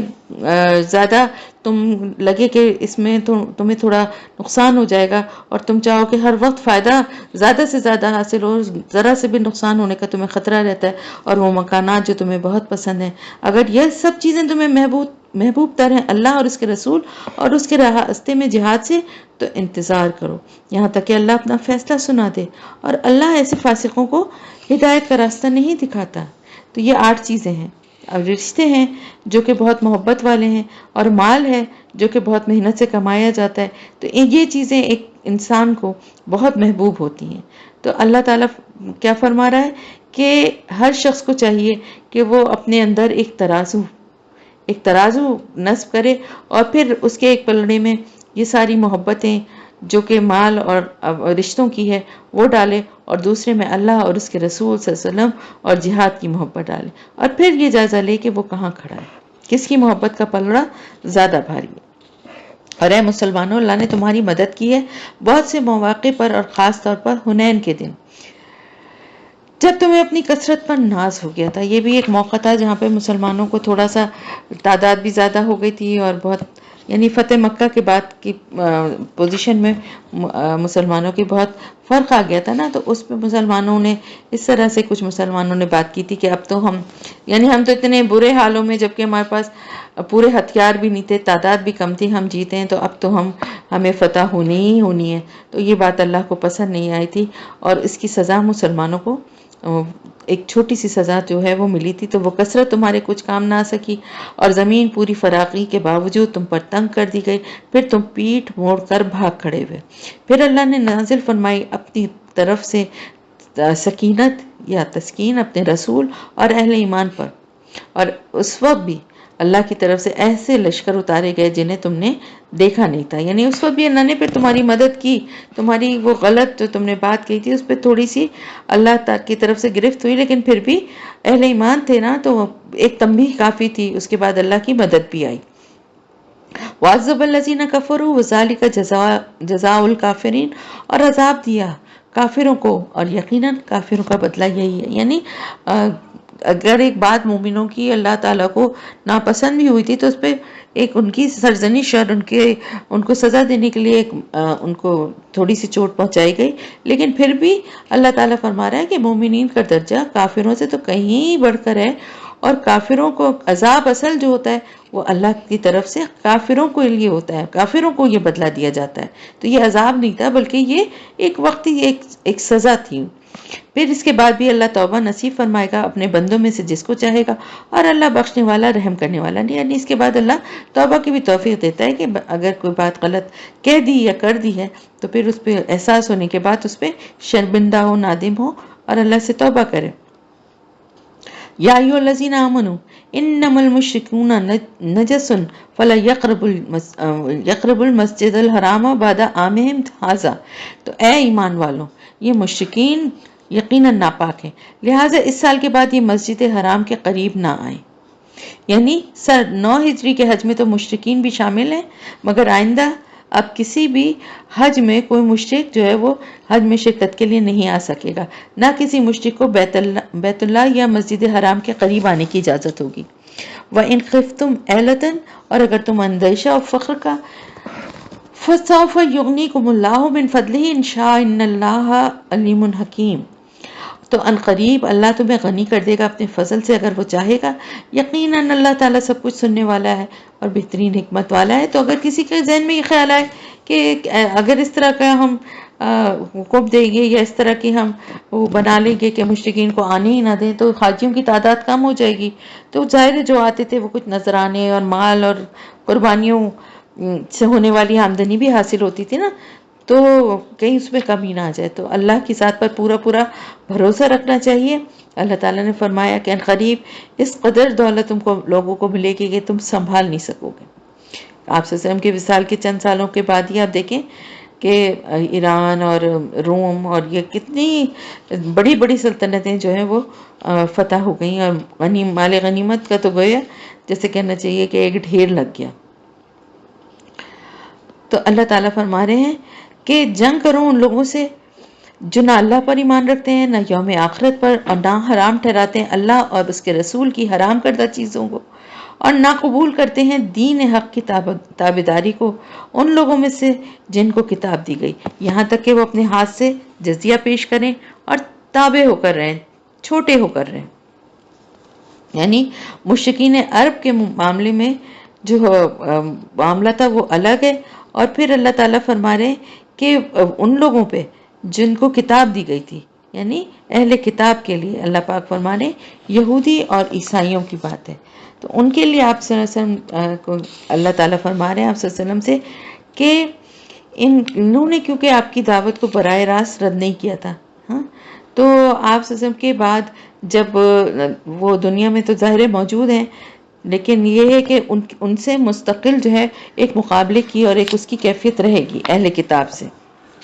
جو نہ اللہ پر بظاہر تو کہتے ہیں کہ اللہ پہ ایمان رکھتے ہیں، اور ساتھ ہی ساتھ کیا حرام ٹھہراتے ہیں، نہ حرام ٹھہراتے ہیں، اللہ اور اس کے رسول نے جن چیزوں کو حرام کیا ہے ان کو حرام نہیں ٹھہراتے، اور ان کی جو دین آ گیا ہے اس کی پیروی بھی نہیں کرتے۔ تو اب ان کے لیے کیا ہے کہ وہ جزیہ دیں، یعنی ان کو ٹھیک ہے اگر ان کے جیسے روم کی سلطنت جب فتح ہوئی تو وہاں پر عیسائیوں کی حکومت تھی، تو اب ان کے وہاں پر مسلمانوں کو وہاں پر حکمران مقرر کیا گیا، اور وہاں کے رہنے والوں کی جان و مال کی حفاظت جو ہے مسلمانوں کی ذمہ داری تھی، تو اس کے لیے ان سے جزیہ لیا جاتا تھا، ایک رقم لی جاتی تھی جو کہ ان کے ایک طرح سے ان پر ٹیکس تھا، وہ ان سے لی جاتی تھی۔ اور یہودیوں نے کہا کہ عزیر علیہ السلام اللہ کا بیٹا ہے، اور عیسائیوں نے کہا کہ مسیح یعنی عیسیٰ علیہ السلام اللہ کے بیٹے ہیں۔ استغفر اللہ۔ ذالکم قولہم بافواہہم یضاہئون قول الذین کفروا من قبل، یہ ان کے منہ کی باتیں ہیں، یہ نقل کر رہے ہیں، دہرا رہے ہیں ان لوگوں کی باتوں کو جنہوں نے کفر کیا تھا ان سے پہلے، یعنی یہ من گڑت جو عقیدے ان کی اصل کوئی حقیقت نہیں ہے، بلکہ یہ مختلف دوسری قوموں کے جو مشرکین کے جو عقائد ہیں یہ ان کی نقل کر رہے ہیں، اور اللہ انہیں ہلاک کرے یہ کہاں سے دھوکہ کھا رہے ہیں۔ اتخذوا احبارهم ورهبانهم اربابا من دون اللہ والمسیح ابن مریم، انہوں نے اپنے احبار اور رہبان کو رب بنا لیا اللہ کے سوا، اور مسیح ابن مریم کو بھی، یعنی اللہ کے علاوہ ایک تو عیسیٰ علیہ السلام کو بھی نعوذ باللہ انہوں نے شریک کر لیا۔ ساتھ ہی ساتھ ان میں ایک بہت بڑی گمراہی یہ پیدا ہوئی تھی جو کہ یہود میں بھی تھی اور ان میں بھی آ گئی، کہ یہ اپنے جو علماء تھے، جو راہب تھے، ان کو جو ہے ان کو بھی حضرت عیسیٰ علیہ السلام کے ساتھ ساتھ الہ کی جو پوزیشن ہے یعنی الہ کی حیثیت انہوں نے دے دی تھی۔ وہ کس طرح دی تھی کہ وہ جو بھی فیصلے کرتے تھے حلال اور حرام کی، یہ اس کو قبول کر لیتے تھے۔ تو آپ صلی اللہ علیہ وسلم نے اس کی وضاحت اس آیت کی یہ کی ہے کہ وہ جو ان کے احبار اور رہبان تھے،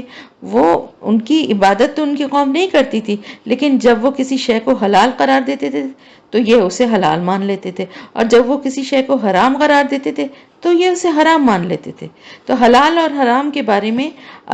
فیصلہ کرنے کا حق صرف اللہ تعالیٰ کو حاصل ہے، اور وہ کتاب میں موجود ہے۔ پھر اگر کوئی دوسرا اس حق کو استعمال کرتا ہے تو گویا کہ وہ اللہ کے ساتھ الہ بننے میں یا شرکت داری میں وہ اپنا حصہ ڈالنے کی کوشش کر رہا ہے۔ اور جو کوئی اللہ کے علاوہ کسی کا یہ حق تسلیم کرتا ہے، یعنی ان کے جو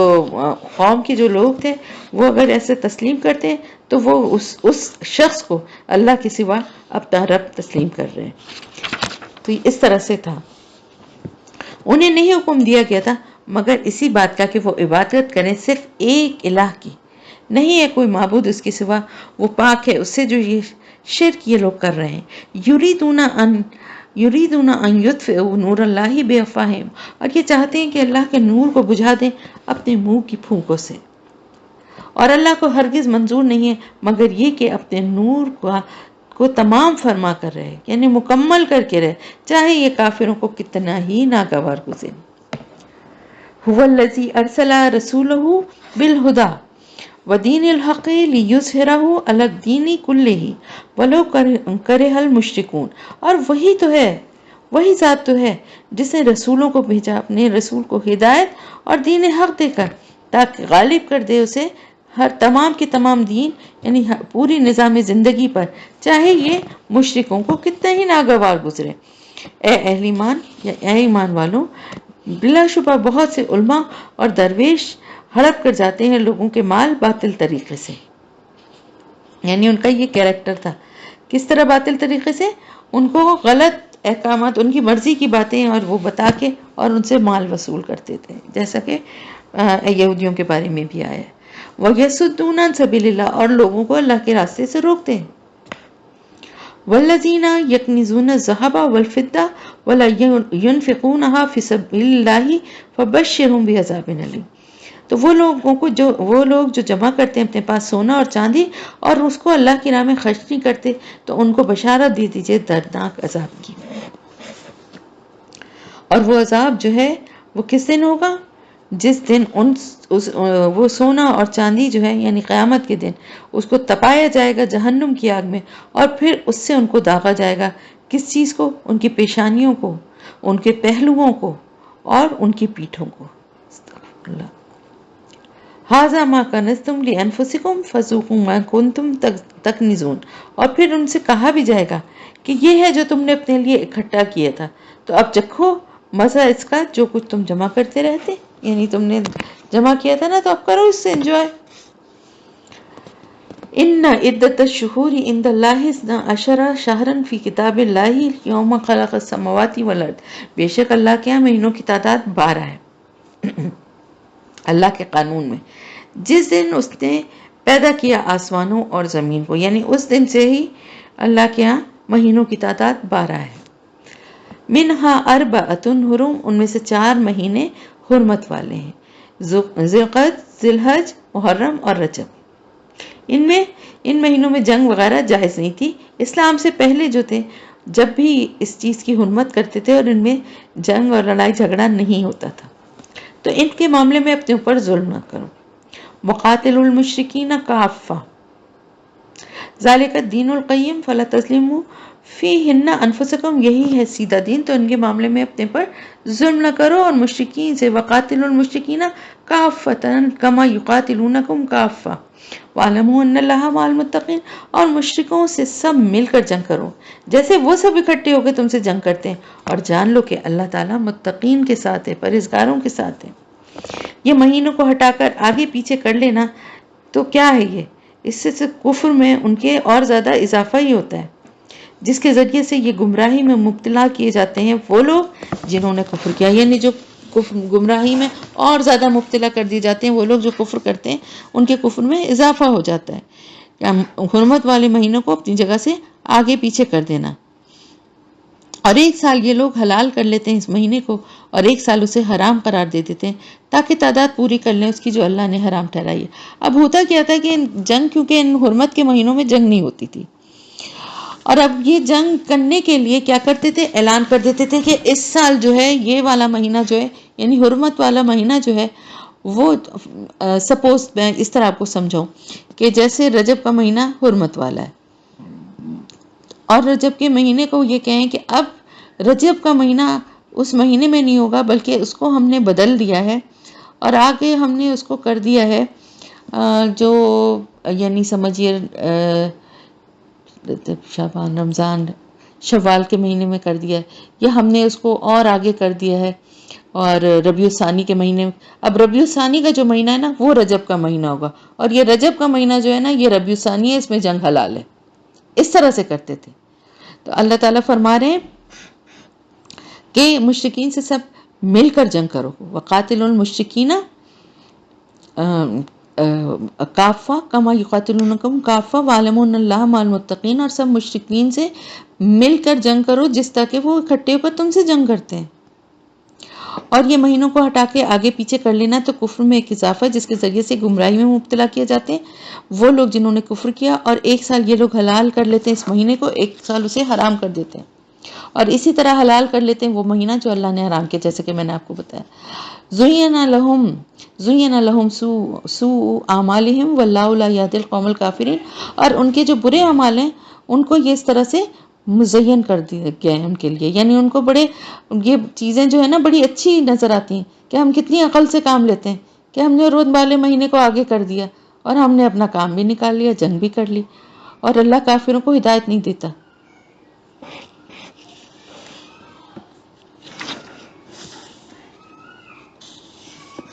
یا ایھا الذین آمنوا ما لکم اذا قیل لکم انفروا فی سبیل اللہ ثاقلتم الی الارض،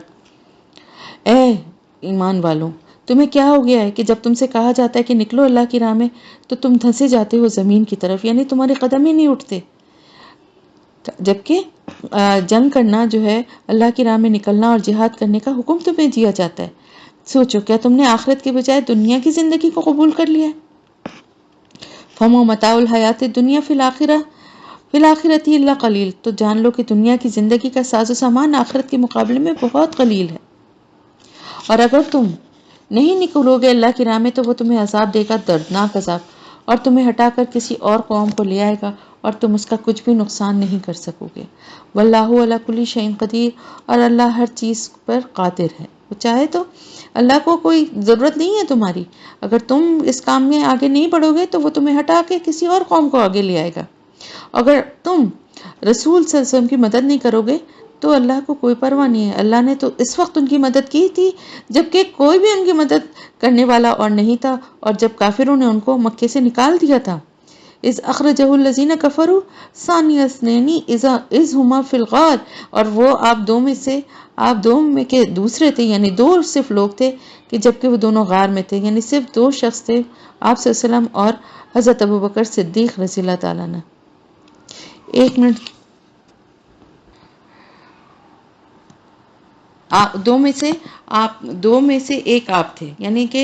اس وقت صرف دو شخص تھے، یعنی ایک آپ صلی اللہ علیہ وسلم اور دوسرے حضرت ابوبکر صدیق رضی اللہ تعالیٰ عنہ۔ یعنی جبکہ وہاں سے آپ ہجرت کے وقت نکلے ہیں تو اس وقت کون تھا ساتھ میں؟ اللہ پاک تو اس وقت بھی اپنے رسول کی مدد کی ہے نا، تو اللہ کو لوگوں کی کیا ضرورت ہے کہ لوگ ان کی مدد کریں یا نہ کریں، تو لوگوں کو ضرورت ہے کہ وہ مدد کریں اور اپنے لیے اجر و ثواب کمائیں۔ تو اللہ تعالیٰ فرما رہے ہیں اذ یقول لصاحبہ لا تحزن ان اللہ معنا، جبکہ وہ اپنی ساتھی سے کہہ رہے تھے کہ غم نہ کرو اللہ ہمارے ساتھ ہے، کیونکہ ہوا یہ تھا کہ مشرکین وہاں غار کے دروازے دہانے تک پہنچ گئے تھے، یعنی ان کے ان کے قدموں کے وہ جو پیر تھے، یعنی ان کے وہ نظر آ رہے تھے۔ تو حضرت ابوبکر صدیق رضی اللہ تعالیٰ عنہ نے گھبرا کے کہا تھا کہ کہیں یہ ہمیں پکڑ نہ لیں اور ہم تک پہنچ نہ جائیں، تو آپ صلی اللہ علیہ وسلم نے فرمایا کہ غم نہ کرو اللہ ہمارے ساتھ ہے۔ تو اللہ نے اپنی سکینت نازل فرما دی اور ان کی مدد فرمائی ان لشکروں سے جنہیں تم نہیں دیکھتے۔ وجعل کلمۃ الذین کفروا السفلی، اور کافروں کی بات کو نیچا کر دیا، یعنی اللہ تعالیٰ نے اپنے نبی صلی اللہ علیہ وسلم کی مدد فرما کے کفار کو زیر کر دیا، اور پورے جزیرہ نماء عرب کے اندر اللہ کا دین غالب ہو گیا۔ وکلمۃ اللہ ہی العلیٰ واللہ عزیز حکیم، اور اللہ ہی کا کلمہ ہے سب سے اونچا اور اللہ زبردست ہے، حکمت والا ہے۔ انفروا خفالا وثقالا، نکلو خواہ ہلکے ہو یا بوجھل ہو، یعنی چاہے دل بوجھل ہو، نہ چاہ رہا ہو، یا دل کی آمادگی ہو، نکلنا تو ہو گئی۔ اور اس میں دوسرا مفہوم یہ بھی ہے کہ چاہے تمہارے پاس ساز و سامان ہو، اسلحہ ہو یا نہ بھی ہو، کم ہو ساز و سامان، دونوں صورتوں میں نکلو اور جہاد کرو۔ وجاہدوا باموالکم وانفسکم فی سبیل اللہ ذالکم خیر لکم ان کنتم تعلمون، اور جہاد کرو اللہ کی راہ میں اپنے مالوں سے اور اپنی جانوں سے، یہی تمہارے لیے بہتر ہے اگر تم علم رکھتے ہو۔ اگر مال غنیمت قریب ہوتا اور سفر بھی چھوٹا ہوتا تو اے نبی صلی اللہ علیہ وسلم یہ آپ کی پیروی کرتے، لیکن ان کو تو بڑی بھاری پڑ رہی ہے دور کی مسافت، یعنی اگر ان منافقین کو یہ توقع ہوتی، یہ غزوہ تبوک کی بات ہے کہ سفر کیونکہ لمبا تھا اور سخت گرمی پڑ رہی تھی، تو اگر ان منافقین کو توقع ہوتی کہ مال غنیمت آسانی سے مل جائے گا اور کہیں قریب ہی جانا ہوتا تو یہ لوگ ضرور آپ کا ساتھ دیتے، لیکن تبوک کی مسافت کا سن کر ان کے دل بیٹھے جا رہے ہیں۔ وَسَيَحْلِفُونَ بِاللَّهِ لَوِ اسْتَطَعْنَا لَخَرَجْنَا مَعَكُمْ، اور ان قریب یہ لوگ قسمیں کھائیں گے اللہ کی کہ اگر ہمارے اندر استطاعت ہوتی تو ہم ضرور نکلتے تم لوگوں کے ساتھ، یعنی اب قسمیں کھا کر بہانے بنائیں گے اور اپنی فرضی مجبوریوں کا رونا روئیں گے۔ یہلکون انفسہم واللہ یعلم انہم لکاذبون، اور یہ لوگ اپنے آپ کو ہلاک کر رہے ہیں اور اللہ کو معلوم ہے کہ یہ بالکل جھوٹے ہیں۔ عفا اللہ عنک لما اذنت لہم، اور اے نبی صلی اللہ علیہ وسلم اللہ آپ کو معاف فرمائے یا اللہ نے آپ کو معاف فرما دیا کہ آپ نے انہیں کیوں اجازت دے دی. یہاں پہ بھی وہی بات ہے کہ آپ صلی اللہ علیہ وسلم کے پاس کوئی منافق آیا اور اپنی کسی مجبوری کا بہانہ بنا کے جہاد سے رخصت چاہی. آپ صلی اللہ علیہ وسلم اپنی نرم مزاجی کی وجہ سے، مروت کی وجہ سے اس کو اجازت دے دی. اب اس کو تو یہ بھی سند مل گئی کہ میں نے تو آپ صلی اللہ علیہ وسلم سے اجازت لے لی ہے، حالانکہ جہاد کے لیے نکلنے کا تو اس کا ارادہ ویسے بھی نہیں تھا، لیکن اب اجازت مل جانے کی وجہ سے اس کی منافقت کا پردہ بھی چاک نہیں ہو سکتا تھا. اگر آپ صلی اللہ علیہ وسلم اجازت نہ دیتے تو یہ پھر بھی نہ جاتے، مجبوریوں کا بہانہ بناتے یا کوئی بھی اور وہ کر کے نہ جاتے، تو واضح طور پہ معلوم ہو جاتا کہ کون ہے منافق ہے. حتیٰ یتبین لک الذین صدقوا وتعلم الکاذبین، یہاں تک کہ آپ کے لیے واضح ہو جاتا کہ کون لوگ سچے ہیں اور آپ یہ بھی جان لیتے کہ کون جھوٹے ہیں. وہ لوگ جو اللہ پر اور یوم آخرت پر ایمان رکھتے ہیں وہ آپ سے اجازت کی طالب ہو ہی نہیں سکتے کہ وہ جہاد نہ کریں اپنے مالوں سے اور اپنی جانوں کے ساتھ. یعنی جو سچے مومن ہیں وہ تو کبھی اس طرح کے ایکسکیوزز آپ کے دیں گے ہی نہیں. واللہ علیم بالمتقین، اور اللہ تعالیٰ متقی بندوں سے خوب واقف ہے. انما یستاذنک الذین لا یؤمنون باللہ والیوم الآخر وارتابت قلوبہم، اور آپ سے رخصت تو اجازت تو وہی مانگ رہے ہیں جو اللہ اور آخرت کے دن پر ایمان نہیں رکھتے اور ان کے دلوں میں شکوک ہیں، شک و شبے میں پڑے ہوئے ہیں. فہم فی ریبہم یترددون، اور وہ اپنے اسی شک و شبے کے اندر متردد ہیں. یعنی شکوک و شبہات کی وجہ سے ایمان میں ان کے کیونکہ شکوک و شبہات ہیں، اس وجہ سے وہ تذبذب میں پڑے رہتے ہیں. کبھی ان کو مسلمانوں کے ساتھ چلنے میں مصلحت نظر آتی ہے کیونکہ یہ سوچتے ہیں کہ نہ جانے سے کہیں جو ایمان کا جو انہوں نے ایک بھرم ان کا ہے وہ بھی کھل جائے گا. لیکن پھر جب سفر کی مشقت ان کے ذہن میں آتی ہے تو ان کا دل بیٹھ جاتا ہے. پھر دنیا کے فائدے یعنی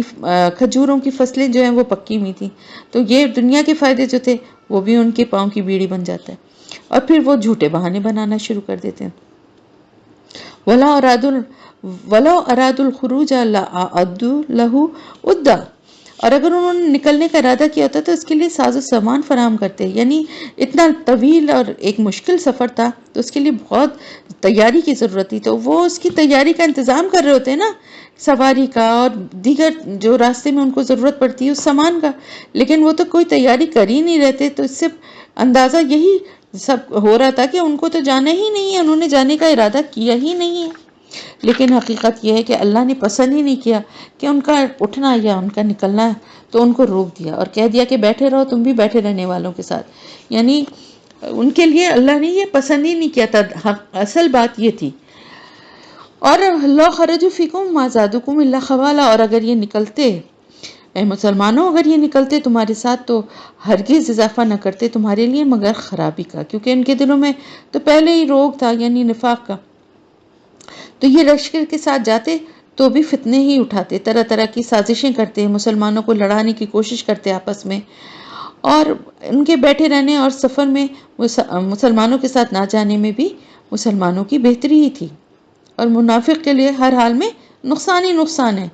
اور یہ گھوڑے دوڑاتے تمہارے درمیان فتنہ پیدا کرنے کے لیے. وَفِيكُمْ سَمَّعُونَ لَهُمْ وَاللَّهُ عَلِيمٌ بِالظَّالِمِينَ، اور تمہارے اندر ان کے جاسوس بھی ہیں اور اللہ ظالموں سے خوب واقف ہے. یعنی تمہارے درمیان سماعون ان کی باتیں سننے والے بھی ہیں، یعنی ایسے نیک اور سادہ لوح مسلمان بھی ہیں جو ان منافقین کے بارے میں حسن ظن رکھتے ہیں، یعنی ان کو منافق نہیں سمجھتے نا. ہر ایک کے اوپر تو آشکار نہیں تھی نا ان کے دل کی یہ جو بیماری ہے. تو ایسے مسلمان جو ہیں ان کے ساتھ دوستانہ مراسم بھی ہیں، وہ تو ان کی باتوں کو بڑی توجہ سے سنتے ہیں. تو اگر وہ منافقین تمہارے ساتھ لشکر میں موجود ہوتے اور کوئی فتنہ اٹھاتے تو ممکن تھا کہ تمہارے وہ ساتھی بھی اپنی سادہ لوحی کے باعث ان کے اس فتنے کا شکار ہو جاتے. لقد ابتغوا الفتنة من قبل، یہ پہلے بھی فتنے اٹھاتے رہے ہیں. وقلبوا لك الامور، اور نبی صلی اللہ علیہ وسلم یہ لوگ آپ کے لیے معاملات کو الٹ پلٹ کرنے کی کوشش کرتے ہیں، یعنی پوری کوشش کرتے ہیں کہ کسی طرح معاملات کو بگاڑ دیں.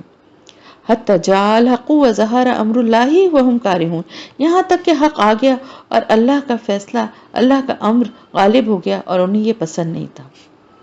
اور ان میں سے وہ بھی ہے جو کہتا ہے کہ مجھے رخصت دے دیجیے اور مجھے فتنے میں نہ ڈالیے۔ یہ منافق اور مردود شخص جو تھا جد بن قیس تھا۔ جب آپ صلی اللہ علیہ وسلم نے غزوہ تبوک کے لیے تیاری کا اعلان فرمایا تو یہ شخص آپ کے پاس حاضر ہوا اور بہت مذاق اڑاتے ہوئے، یعنی ایک عجیب اس کا انداز تھا، مزاحیہ جیسے بڑی، اور آپ صلی اللہ علیہ وسلم سے رخصت چاہی کیا کہہ کے کہ مجھے تو رہنے دیں کیونکہ میں تو حسن پرست قسم کا انسان ہوں، اور یہ لشکر شام کے علاقے میں جا رہا ہے جہاں کی عورتیں بہت حسین ہوتی ہیں، تو میں ان خوبصورت عورتوں کو دیکھ کر خود پر قابو نہیں رکھ سکوں گا اور فتنے میں مبتلا ہو جاؤں گا، لہٰذا آپ مجھے اس فتنے میں مت ڈالیں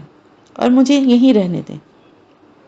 الا فی الفتنتی سقطوا، اور آگاہ ہو جاؤ، فتنے میں تو یہ لوگ پڑ چکے ہیں، یعنی یہ شخص اور اس کے دوسرے ساتھی تو پہلے ہی بدترین فتنے کا شکار ہیں، اور ان کی اتنی ہمت ہو گئی ہے کہ وہ اس طرح کے بہانے بنا رہے ہیں اتنے بیہودہ۔ وَإِنَّ جَهَنَّمَ لَمُحِيطَةٌ بِالْكَافِرِينَ، اور یقیناً جہنم ان کافروں کا احاطہ کیے ہوئے ہے۔ اور اے نبی صلی اللہ علیہ وسلم، اگر آپ کو کوئی اچھی بات پہنچتی ہے تو انہیں وہ بری لگتی ہے، یعنی اگر آپ صلی اللہ علیہ وسلم کو کوئی کامیابی ملتی ہے یا کہیں سے کوئی اچھی خبر آتی ہے تو انہیں یہ سب کچھ بڑا برا لگتا ہے، ناگوار گزرتا ہے، اور اگر آپ کو کوئی تکلیف آ جاتی ہے تو کہتے ہیں کہ ہم نے تو اپنا معاملہ پہلے ہی درست کر لیا تھا، یعنی ہم کو بیوقوف تھوڑی ہیں کہ ان کی طرح ہم بھی کود پڑتے خطرے میں، ہم نے تو ان برے حالات سے پہلے ہی اپنی حفاظت کا بندوبست کر لیا تھا، جیسے کہ غزوہ احد کے موقع پہ وہ منافقین جو واپس لوٹ گئے تھے انہوں نے کہا تھا۔ وَيَتَوَلَّوْا وَهُمْ فَرِحُونَ، اور وہ لوٹ جاتے ہیں خوشیاں مناتے ہوئے، یعنی اگر مسلمانوں پہ مصیبت آ جاتی ہے تو بڑے خوش پھرتے ہیں کہ ہم تو بچ گئے۔ قُلْ لَنْ يُصِيبَنَا إِلَّا مَا كَتَبَ اللَّهُ لَنَا هُوَ مَوْلَانَا، اور آپ کہہ دیجئے کہ ہم پر کوئی مصیبت نہیں آ سکتی سوائے اس کے کہ جو اللہ نے ہمارے لیے لکھ دی ہو وہی ہمارا مولا ہے۔ وَعَلَى اللَّهِ فَلْيَتَوَكَّلِ الْمُؤْمِنُونَ، اور اللہ ہی پر توکل کرنا چاہیے اہل ایمان کو۔ ان سے کہیے کہ کیا تم ہمارے بارے میں کسی چیز کا انتظار کر رہے ہو سوائے دو نہایت عمدہ احسن چیزوں میں سے کسی ایک کا، یعنی ہمارے لیے تم کیا انتظار کرو گے؟ ہمارے لیے تو دو ہی امکانی صورتیں ہیں، جب ہم اللہ کی راہ میں نکلتے ہیں جہاد کے لیے تو ایک بندہ مومن جب نکلتا ہے تو اس کے لیے دو ہی صورتیں ہوتی ہیں اور دونوں احسن ہیں، یعنی اگر فتح یاب ہو کر لوٹے تو بھی احسن ہے، اللہ کا غازی بن کے لوٹ رہا ہے، اور اگر شہید ہو جائیں تو وہ بھی احسن ہے۔ ان دو صورتوں کے علاوہ تیسری تو کوئی صورت ہے ہی نہیں، لہٰذا ایک مومن کو خوف ہوتا ہی نہیں کسی بات کا، دونوں صورتوں میں اس کے لیے بہت بہترین اللہ کی طرف سے صلہ ہے۔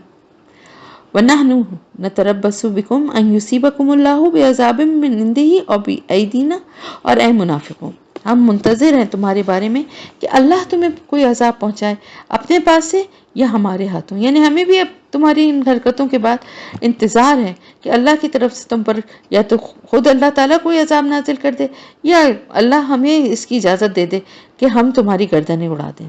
فَتَرَبَّصُوا إِنَّا مَعَكُمْ مُتَرَبِّصُونَ، تو تم بھی انتظار کرو، ہم بھی تمہارے ساتھ انتظار کر رہے ہیں، اور کہہ دیجئے کہ چاہے خوشی سے خرچ کرو یا مجبوری سے تم سے قبول نہیں کیا جائے گا، اس لیے کہ تم نافرمان لوگ ہو۔ تو منافقین کا یہ بھی ایک چال تھی کہ تو کوئی تھوڑا بہت مال اسباب لے آئے تھے چندے دینے کے لیے، اور کہ بھئی ہمارے ساتھ تو فلاں فلاں مجبوری ہے، ہم تو نہیں جا سکتے، لیکن یہ ساز و سامان قبول کر لیں۔ تو اللہ کی طرف سے فرمایا جا رہا ہے کہ اس کا یہ جواب ہے کہ اب جبکہ جہاد جو ہے وہ فرض عین کی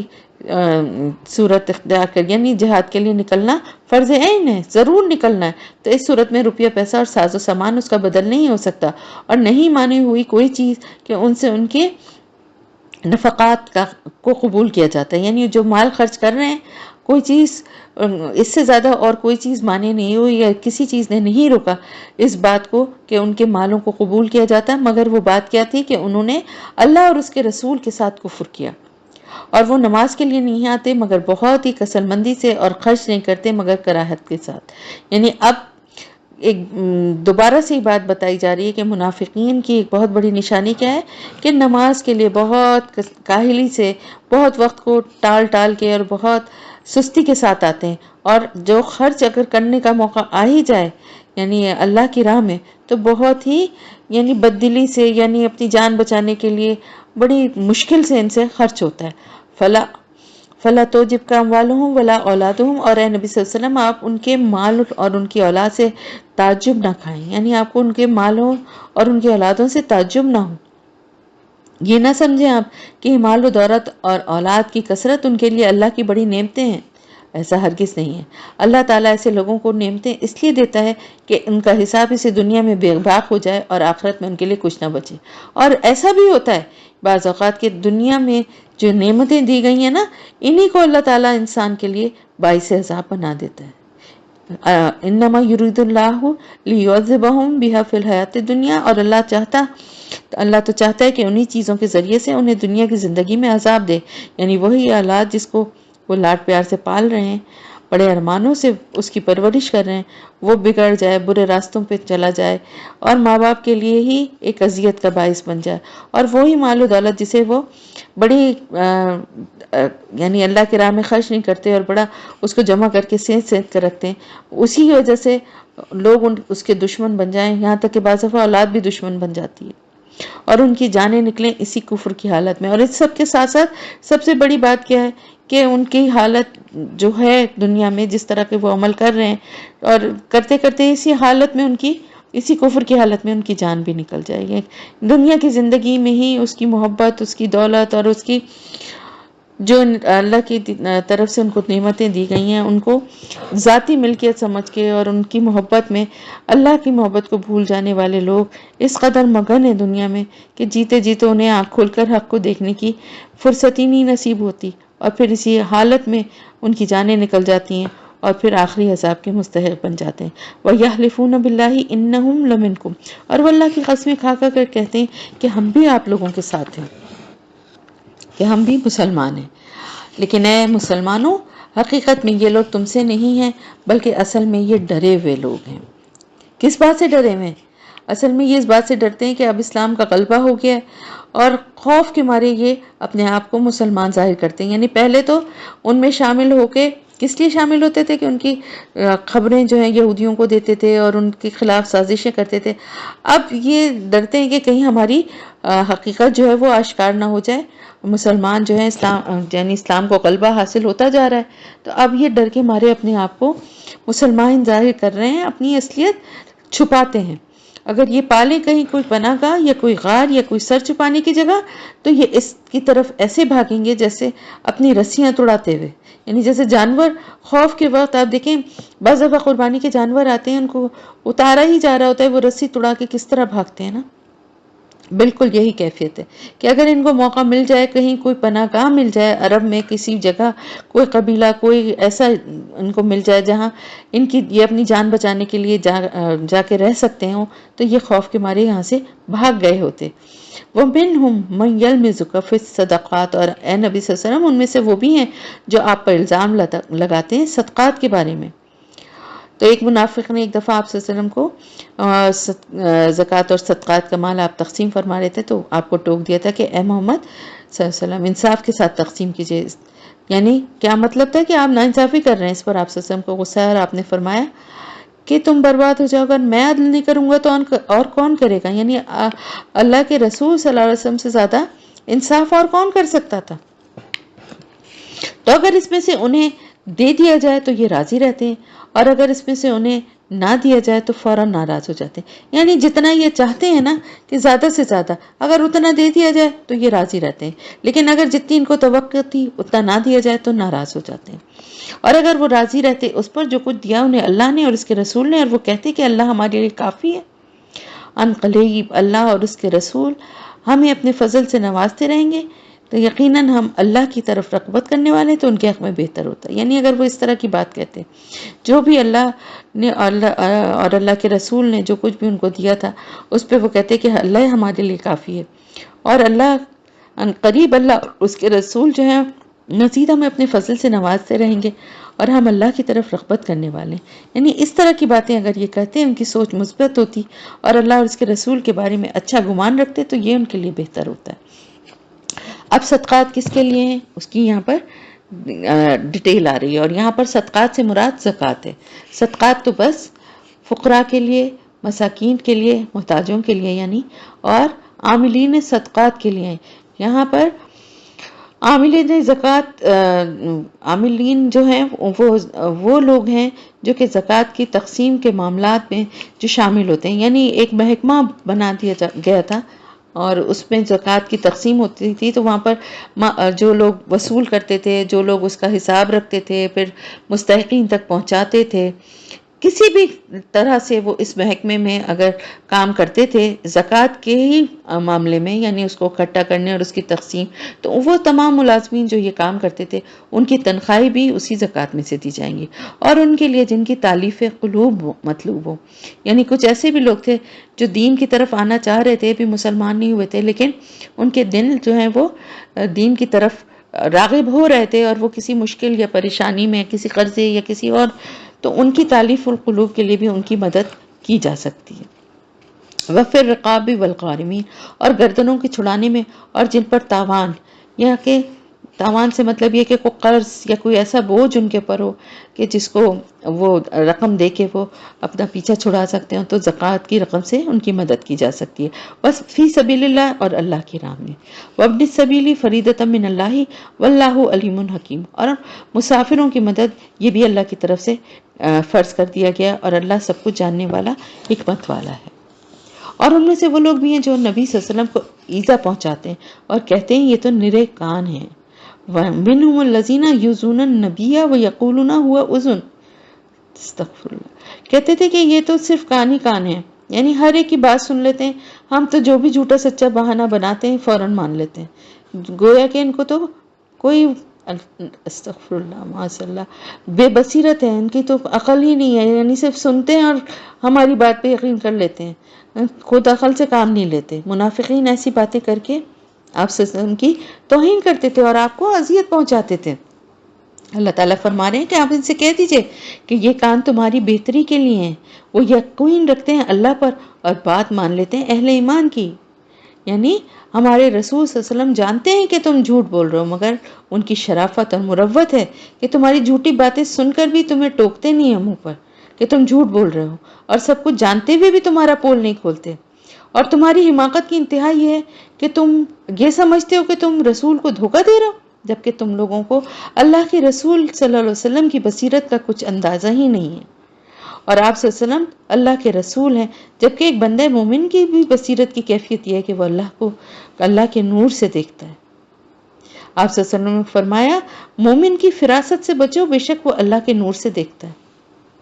اور تم میں سے واقعی جو مومن ہیں ان کے حق میں رحمت ہے، یعنی یہ آپ کی جو نرمی اور مروت اور شرافت ہے مومنین کے حق میں رحمت ہے، اور جو اذیت پہنچاتے ہیں اللہ کے رسول کو ان کے لیے بڑا دردناک عذاب ہے۔ یعنی یہاں اگر وہ سمجھتے یہ ہیں کہ ہم جھوٹ بول کے بچ گئے تو ایسا نہیں ہے، ان کے لیے بڑا دردناک عذاب ہے۔ یحلفون باللہ لکم لیردوکم، اور یہ تمہارے سامنے اللہ کی قسمیں کھاتے ہیں تاکہ تمہیں راضی کریں۔ تو منافقین کا طریقہ کار کیا تھا کہ جھوٹے بہانے بنا کر آپ صلی اللہ علیہ وسلم سے اجازت لیتے تھے اور قسمیں کھا کر عام مسلمانوں کو یقین دلانے کی کوشش کرتے تھے کہ ہم تو آپ کے مخلص ساتھی ہیں۔ واللہ ورسولہ احق ان یردوہ ان کانوا مومنین، اور اللہ اور اس کا رسول اس بات کے زیادہ حقدار ہیں کہ وہ انہیں راضی کریں اگر وہ واقعی مومن ہیں۔ کہ کیا وہ جانتے نہیں کہ جو کوئی بھی اللہ اور اس کے رسول کا مقابلہ کرے گا تو اس کے لیے جہنم کی آگ ہے جس میں وہ ہمیشہ ہمیشہ رہے گا، اور یہ بہت بڑی رسوائی ہے اس کے لیے، خزی و نظیم، بہت بڑی رسوائی ہے۔ یحذر المنافقون ان تنزل علیہم سورۃ تنبئہم بما فی قلوبہم، اور یہ منافقین اس بات سے بھی ڈرتے رہتے تھے کہ کہیں مسلمانوں پر کوئی ایسی سورت نازل نہ ہو جائے جو ان کو ہمارے دلوں کی حالت بتا دے۔ جو ان کے دل میں چور تھا نا، تو ان کو ڈر لگا رہتا تھا کہ کہیں کوئی وہی ایسی نہ آ جائے جس سے ان کا جھوٹ جو ہے وہ کھل جائے۔ آپ کہہ دیجئے کہ تم استہزاء کرتے ہو، یقیناً ایک وقت آئے گا کہ اللہ ظاہر کر کے رہے گا جس سے تم ڈر رہے ہو، یعنی ابھی تو تم بڑا دین کی باتوں کا اور رسول کا مذاق اڑا رہے ہو، لیکن ایک وقت آئے گا کہ اللہ تمہاری اصلیت ظاہر کر دے گا جس بات سے تم ڈر رہے ہو۔ اور اگر آپ ان سے پوچھیں گے تو کہیں گے کہ ہم تو یہ ایک بات کر رہے تھے، دل لگی کر رہے تھے، یعنی ہم تو صرف مذاق کر رہے تھے، کوئی سیریس وہ تھوڑی تھا۔ یعنی جو باتیں منافقین آئے دن کرتے تھے آپ صلی اللہ علیہ وسلم اور مسلمانوں کے خلاف، اگر ان سے پکڑا جائے اور ان سے پاس پرس کی جائے تو کیا کہتے تھے کہ ہم تو ایسی مذاق میں کہہ رہے تھے، کوئی ہمارا سیریس، ہمارا مطلب ایسا تھوڑی تھا۔ قل اب اللہ و آیاتہ و رسولہ کنتم تستہزئون، اور آپ صلی اللہ علیہ وسلم کہہ دیجئے ان سے کہ کیا تم اللہ کی آیات اور اس کے رسول کے ساتھ استہزاء کر رہے ہو، ان کا مذاق اڑا رہے ہو؟ لا تعتذروا قد کفرتم بعد ایمانکم، اب عذر مت تلاشو، اب بہانے مت بناؤ، تم کفر کر چکے ہو اپنے ایمان کے بعد، اور اگر ہم تمہاری ایک جماعت سے درگزر بھی کر لیں تو کسی دوسری جماعت کو عذاب بھی دیں گے، اس لیے کہ وہ مجرم ہیں، یعنی اب وہ وقت آ رہا ہے کہ تمہاری ان حرکتوں کی وجہ سے تمہیں سزائیں بھی ملیں گی۔ المنافقون والمنافقات بعضهم من بعض، یعنی منافق مرد اور منافق عورتیں سب ایک دوسرے میں سے ہیں، آپس میں ان کا گٹھ جوڑے سب ایک ہیں۔ یامرون بالمنکر و ینہون عن المعروف، الٹ کام کرتے ہیں، یعنی حکم دیا گیا ہے اللہ کی طرف سے کہ نیکی پر کا حکم دو اور برائی سے روکو، اور یہ کیا کرتے ہیں؟ یہ برائی کا حکم دیتے ہیں اور نیکی سے روکتے ہیں، اور اپنے ہاتھوں کو بند رکھتے ہیں، یعنی اللہ کے راستے میں خرچ نہیں کرتے۔ انہوں نے اللہ کو بلا دیا تو اللہ نے بھی انہیں نظر انداز کر دیا، یقیناً یہ منافقین نافرمان ہیں۔ وعد اللہ المنافقین والمنافقات والکفار نار جہنم خالدین فیہا، اللہ نے وعدہ کیا ہے منافق مردوں، منافق عورتوں اور تمام کفار سے جہنم کی آگ کا، جس میں وہ ہمیشہ ہمیشہ رہیں گے۔ ہی حسبہم ولعنہم اللہ واللہ عذاب مقیم، تو بس کافی ہے ان کے لیے یہی بات، وہی ان کے لیے کافی ہے، جو اللہ کرے گا نا وہی عذاب ان کے لیے کافی ہے، اور اللہ نے ان پر لعنت فرما دی ہے، اور ان کے لیے عذاب ہے قائم رہنے والا، مقیم ہے، جو قائم رہے گا، مسلسل ان کو دیا جائے گا، اور اس کی شدت کبھی کم نہ ہوگی۔ تو منافق لوگ ان لوگوں کی مانند ہو جو تم سے پہلے تھے، کانوا اشد منکم قوۃ و اکثر اموالا و اولادا، وہ تم سے کہیں بڑھ کر طاقت میں اور کہیں زیادہ تھے مال اور اولاد میں، یعنی تم سے پہلے جو قومیں گزری ہیں کافر، وہ طاقت میں، مال و دولت میں اور تعداد کے لحاظ سے تم سے بہت بڑھ کر تھی، تو انہوں نے اپنے حصے سے فائدہ اٹھا لیا، اب تم نے بھی اپنے حصے سے فائدہ اٹھا لیا، یعنی ان کی بھی جو مدت تھی مہلت کی وہ ختم ہو گئی اور ان پر عذاب آیا، اب تمہاری بھی مدت مہلت ختم ہونے کو، اور تم بھی اپنے انجام کو پہنچنے والو، جیسے کہ ان لوگوں نے اپنے حصے کا فائدہ اٹھایا تھا جو تم سے پہلے تھے۔ وخود تم کلذی خادو، اور ویسی ہی بحثوں میں تم بھی پڑے جیسی بحثوں میں وہ پڑے تھے، یعنی تم نے بھی وہی روش اختیار کی جیسی انہوں نے اختیار کی تھی۔ اولئک حبطت اعمالهم فی الدنیا والآخرہ واولئک هم الخاسرون، تو یہ وہ لوگ ہیں جن کے تمام اعمال دنیا اور آخرت میں ضائع ہو گئے، اور یہی لوگ ہیں خسارے میں رہنے والے۔ الم یاتہم نبأ الذین من قبلہم قوم نوح وعاد وثمود وقوم ابراہیم، کیا ان کے پاس ان لوگوں کی خبریں نہیں آ چکی ہیں جو ان سے پہلے تھی؟ قوم نوح، عاد، ثمود اور قوم ابراہیم علیہ السلام۔ واصحاب مدین والمؤتفقات، اور مدین کے لوگوں پر اور ان بستیوں کی خبر جو کہ الٹ دی گئی، ان کے پاس آئے ان کے رسول واضح نشانیاں یا احکامات لے کر، بس اللہ ان پر ظلم کرنے والا نہیں تھا بلکہ وہ اپنے پر خود ہی ظلم ڈھاتے تھے، خود ہی ظلم کرنے والے تھے۔ والمومنون والمومنات بعضهم اولیاء بعض، اور ایمان لانے والے یا مومن مرد اور مومن عورتیں یہ سب ایک دوسرے کے ساتھی ہیں، جیسے وہ منافق ایک دوسرے کے ساتھی ہیں اسی طرح یہ بھی ایک دوسرے کے ساتھی ہیں۔ وہ منافق حکم دیتے ہیں برائی کا اور نیکی سے روکتے ہیں، اور یہ کیا حکم دیتے ہیں؟ وہ نیکی کا حکم دیتے ہیں اور برائی سے روکتے ہیں، یعنی مومن مرد اور عورتیں کیا کرتے ہیں؟ یامرون بالمعروف وینہون عن المنکر، جو اللہ کی طرف سے جو فریضہ دیا گیا اس پہ عمل کرتے ہیں، ویقیمون الصلاۃ ویؤتون الزکوٰۃ ویطیعون اللہ ورسولہ، اور نماز قائم کرتے ہیں، زکوٰۃ ادا کرتے ہیں، اور اللہ اور اس کے رسول کی اطاعت کرتے ہیں۔ اولئک، یہی وہ لوگ ہیں، سیرحمہم اللہ، ان قریب رحم کرے گا، رحم فرمائے گا، اللہ کی رحمت ہوگی ان پر۔ ان اللہ عزیز حکیم، یقیناً بے شک اللہ تعالیٰ زبردست ہے، حکمت والا ہے۔ وعد اللہ المؤمنین والمؤمنات جنات تجری من تحتها الانہار خالدین فیہا ومساکن طیبۃ فی جنات عدن، اور اللہ نے وعدہ کیا ہے، وعدہ ہے اللہ کا مومن مردوں اور مومن عورتوں سے ان باغات کا جن کے نیچے نہریں بہتی ہوں گی، وہ اس میں ہمیشہ رہیں گے، اور بہت عمدہ مساکن، مکانات، رہنے کے ٹھکانے ہوں گے، اور ہمیشہ رہنے والے باغات ہوں گے۔ وردوان من اللہ اکبر ذالک هو الفوز العظیم، اور اللہ کی رضا تو سب سے بڑی نعمت ہے اور یہی تو سب سے بڑی کامیابی ہے۔ یعنی جنت کی ساری نعمتیں اپنی جگہ، مگر اہل جنت کے لیے سب سے بڑی نعمت کیا ہوگی کہ اللہ ان سے راضی ہو جائے گا۔ یا ایھا النبی جاہد الکفار والمنافقین واغلظ علیہم، اور اے نبی صلی اللہ علیہ وسلم جہاد کیجئے کفار اور منافقین سے اور ان پر سختی کیجئے۔ ومأواہم جہنم وبئس المصیر، اور ان کا ٹھکانہ جہنم ہے اور بہت ہی بری جگہ ہے۔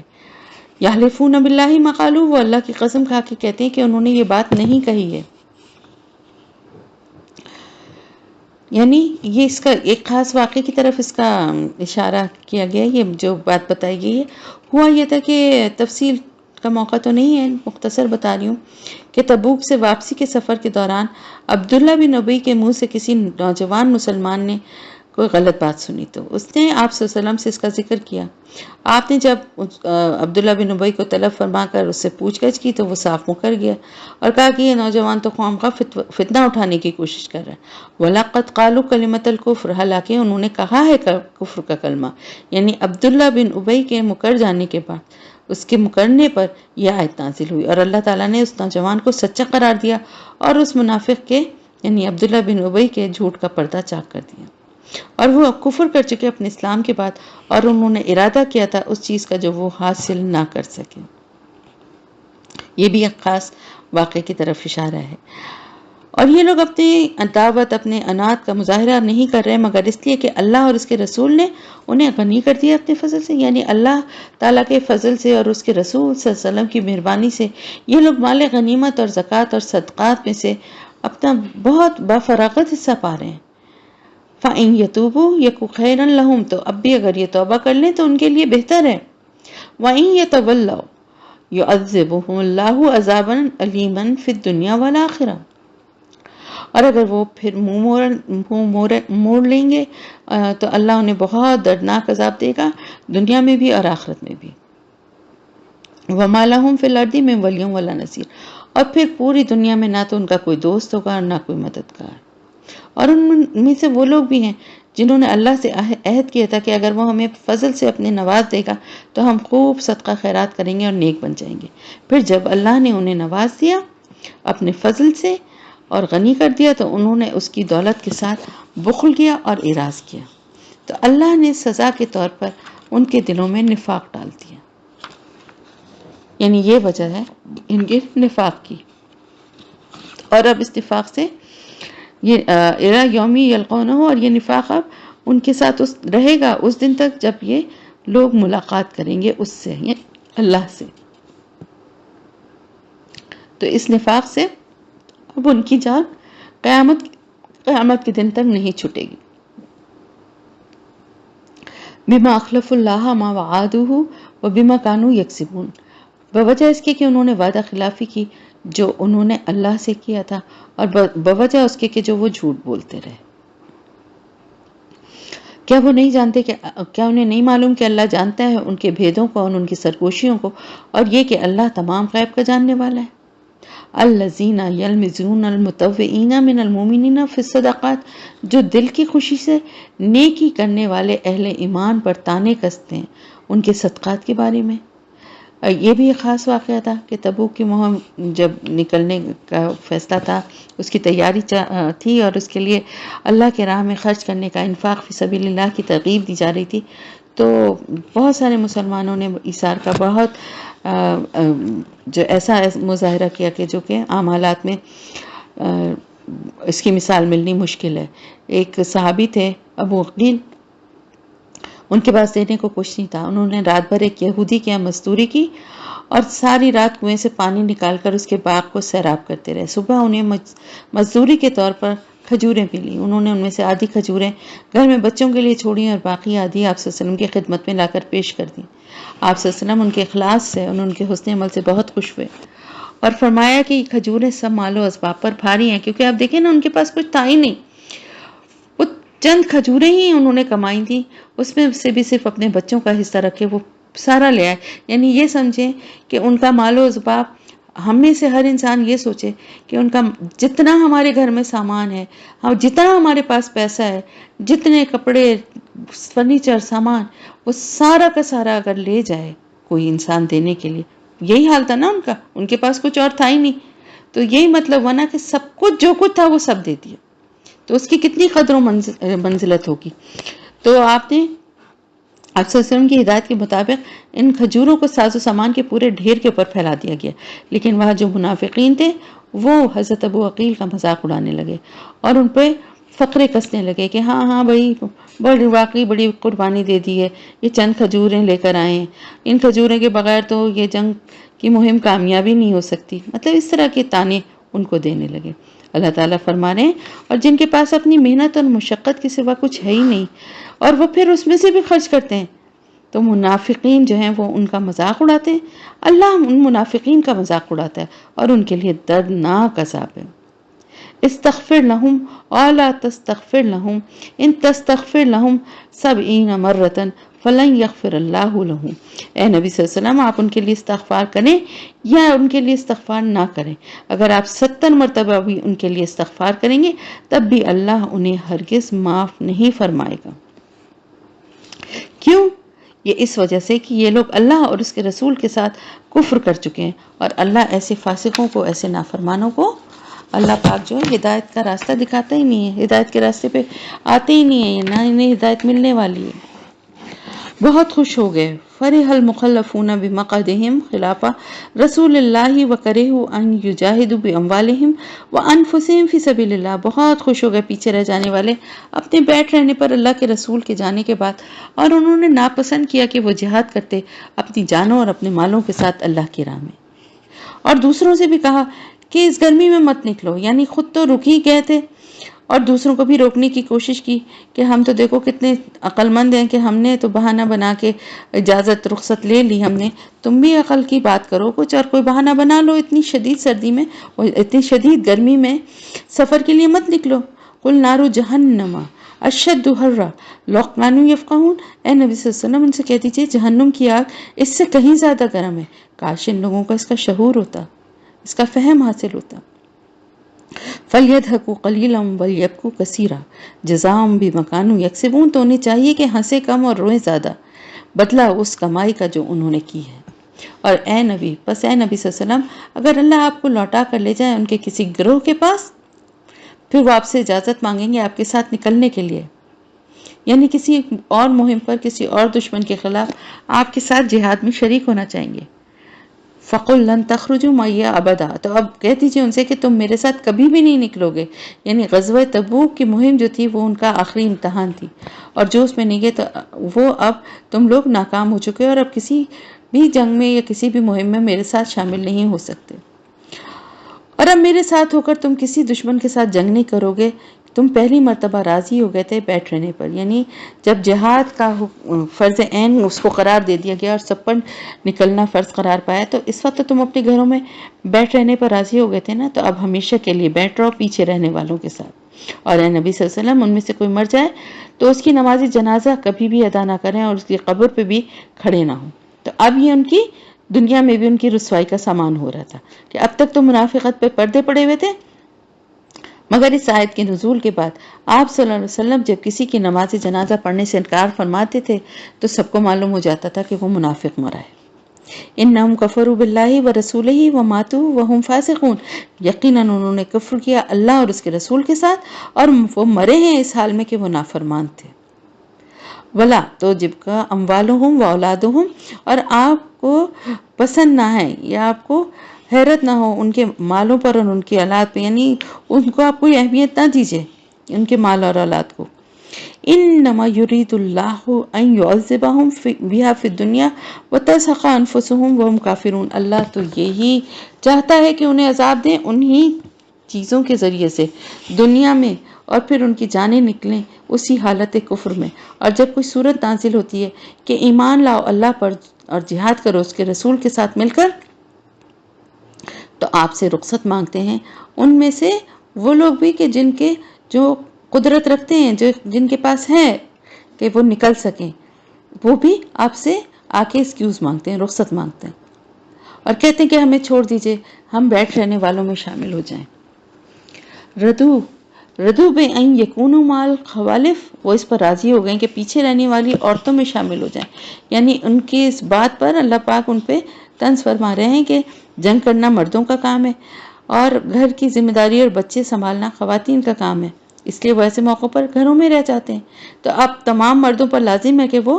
غزوہ تبوک کے لیے نکلیں، تو یہ منافقین طرح طرح کے بہانے بنا کے رخصت مانگ رہے ہیں، گویا کہ انہوں نے پیچھے گھر میں رہ جانے والی عورتوں کا کردار اپنے لیے پسند کر لیا ہے۔ وَطُبِعَ عَلَىٰ قُلُوبِهِمْ فَهُمْ لَا يَفْقَهُونَ، اور ان کے دلوں پر مہر لگا دی گئی ہے، پس وہ اب سمجھ نہیں سکتے۔ لَٰكِنِ الرَّسُولُ وَالَّذِينَ آمَنُوا مَعَهُ جَاهَدُوا بِأَمْوَالِهِمْ وَأَنفُسِهِمْ، لیکن اس کے برعکس وہ لوگ رسول اور وہ لوگ جو آپ کے ساتھ ایمان لائے انہوں نے جہاد کیا اللہ کی راہ میں اپنے مالوں سے بھی اور اپنی جانوں سے بھی۔ وَأُولَٰئِكَ لَهُمُ الْخَيْرَاتُ وَأُولَٰئِكَ هُمُ الْمُفْلِحُونَ، اور یہی وہ لوگ ہیں جن کے لیے بھلائیاں ہیں اور یہی لوگ ہیں فلاح پانے والے۔ أَعَدَّ اللَّهُ لَهُمْ جَنَّاتٍ تَجْرِی مِن تَحْتِهَا الْأَنْہَارُ خَالِدِینَ فِیہَا ذَلِکَ الْفَوْزُ الْعَظِیمُ، اللہ نے ان کے لیے تیار کر رکھے ہیں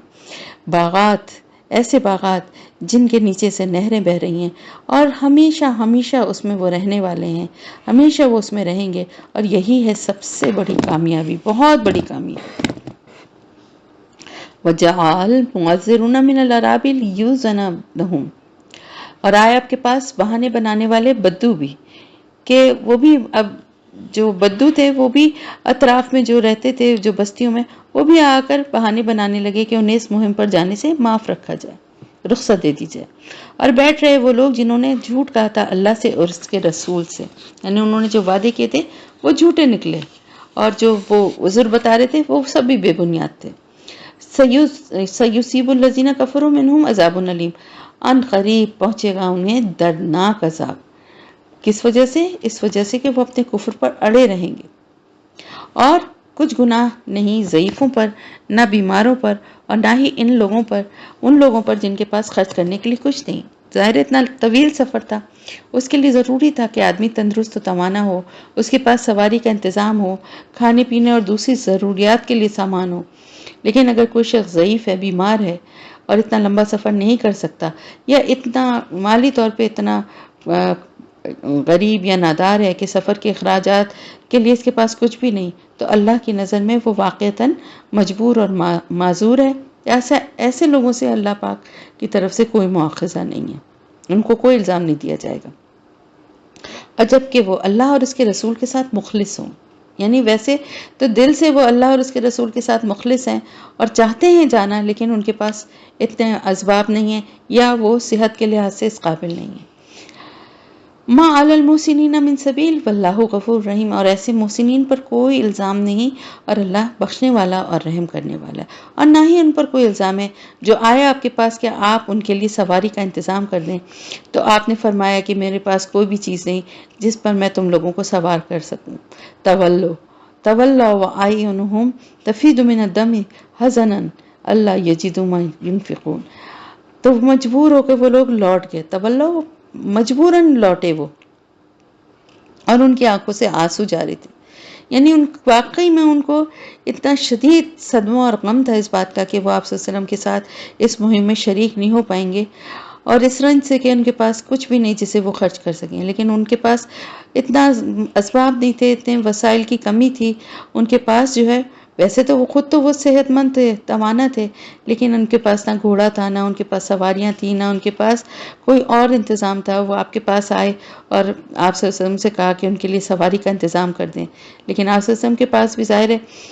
اتنا نہیں تھا، محدود وسائل تھے، تو آپ نے انکار کر دیا، تو وہ مجبوراً لوٹ گئے، لیکن ان کا صدمہ اتنا تھا کہ وہ روتے ہوئے، یعنی ان کی آنکھوں سے آنسو جاری تھے، خوشی خوشی اس چیز پہ، جیسے منافقین کا رویہ تھا کہ وہ تو خوش ہوتے تھے نا، دیکھا شکر ہے ہم بچ گئے بھائی، اچھا ہوا ہم نے ایسا چالاکی سے ایسا بہانہ بنایا کہ ہمیں چھوٹ مل گئی، ایسا نہیں تھا۔ جو مخلص لوگ تھے انہیں واقعی دل سے وہ چاہتے تھے کہ اس مہم میں شریک ہوں، اور انہیں اس کا بڑا صدمہ تھا، اور وہ اس بات کی وجہ سے وہ رنج غم سے ہلکان ہو رہے تھے۔ انما السبیل علی الذین یستاذنک وهم اغنیاء، الزام تو ان لوگوں پر ہے جو آپ صلی اللہ علیہ وسلم سے رخصت مانگتے ہیں جبکہ وہ غنی ہیں، مالدار ہیں، پیسہ ہے ان کے پاس، وہ سب کچھ کرنے کا ان کے پاس اللہ نے ان کو حیثیت دی ہے، لیکن وہ پھر بھی بہانے بازیاں کر رہے ہیں۔ ردو بان یکونوا مع الخوالف، اور وہ راضی ہو گئے اس بات پر کہ ہو جائیں پیچھے رہنے والی عورتوں کے ساتھ۔ وَطَبَعَ اللَّهُ عَلَىٰ قُلُوبِهِمْ فَهُمْ لَا يَعْلَمُونَ، اور اللہ نے ان کے دلوں پر مہر لگا دی ہے، بس وہ صحیح علم سے بے بہرہ ہو چکے ہیں، علم ہی نہیں رکھتے صحیح بات کی۔ الحمدللہ کمپلیٹ ہو گیا۔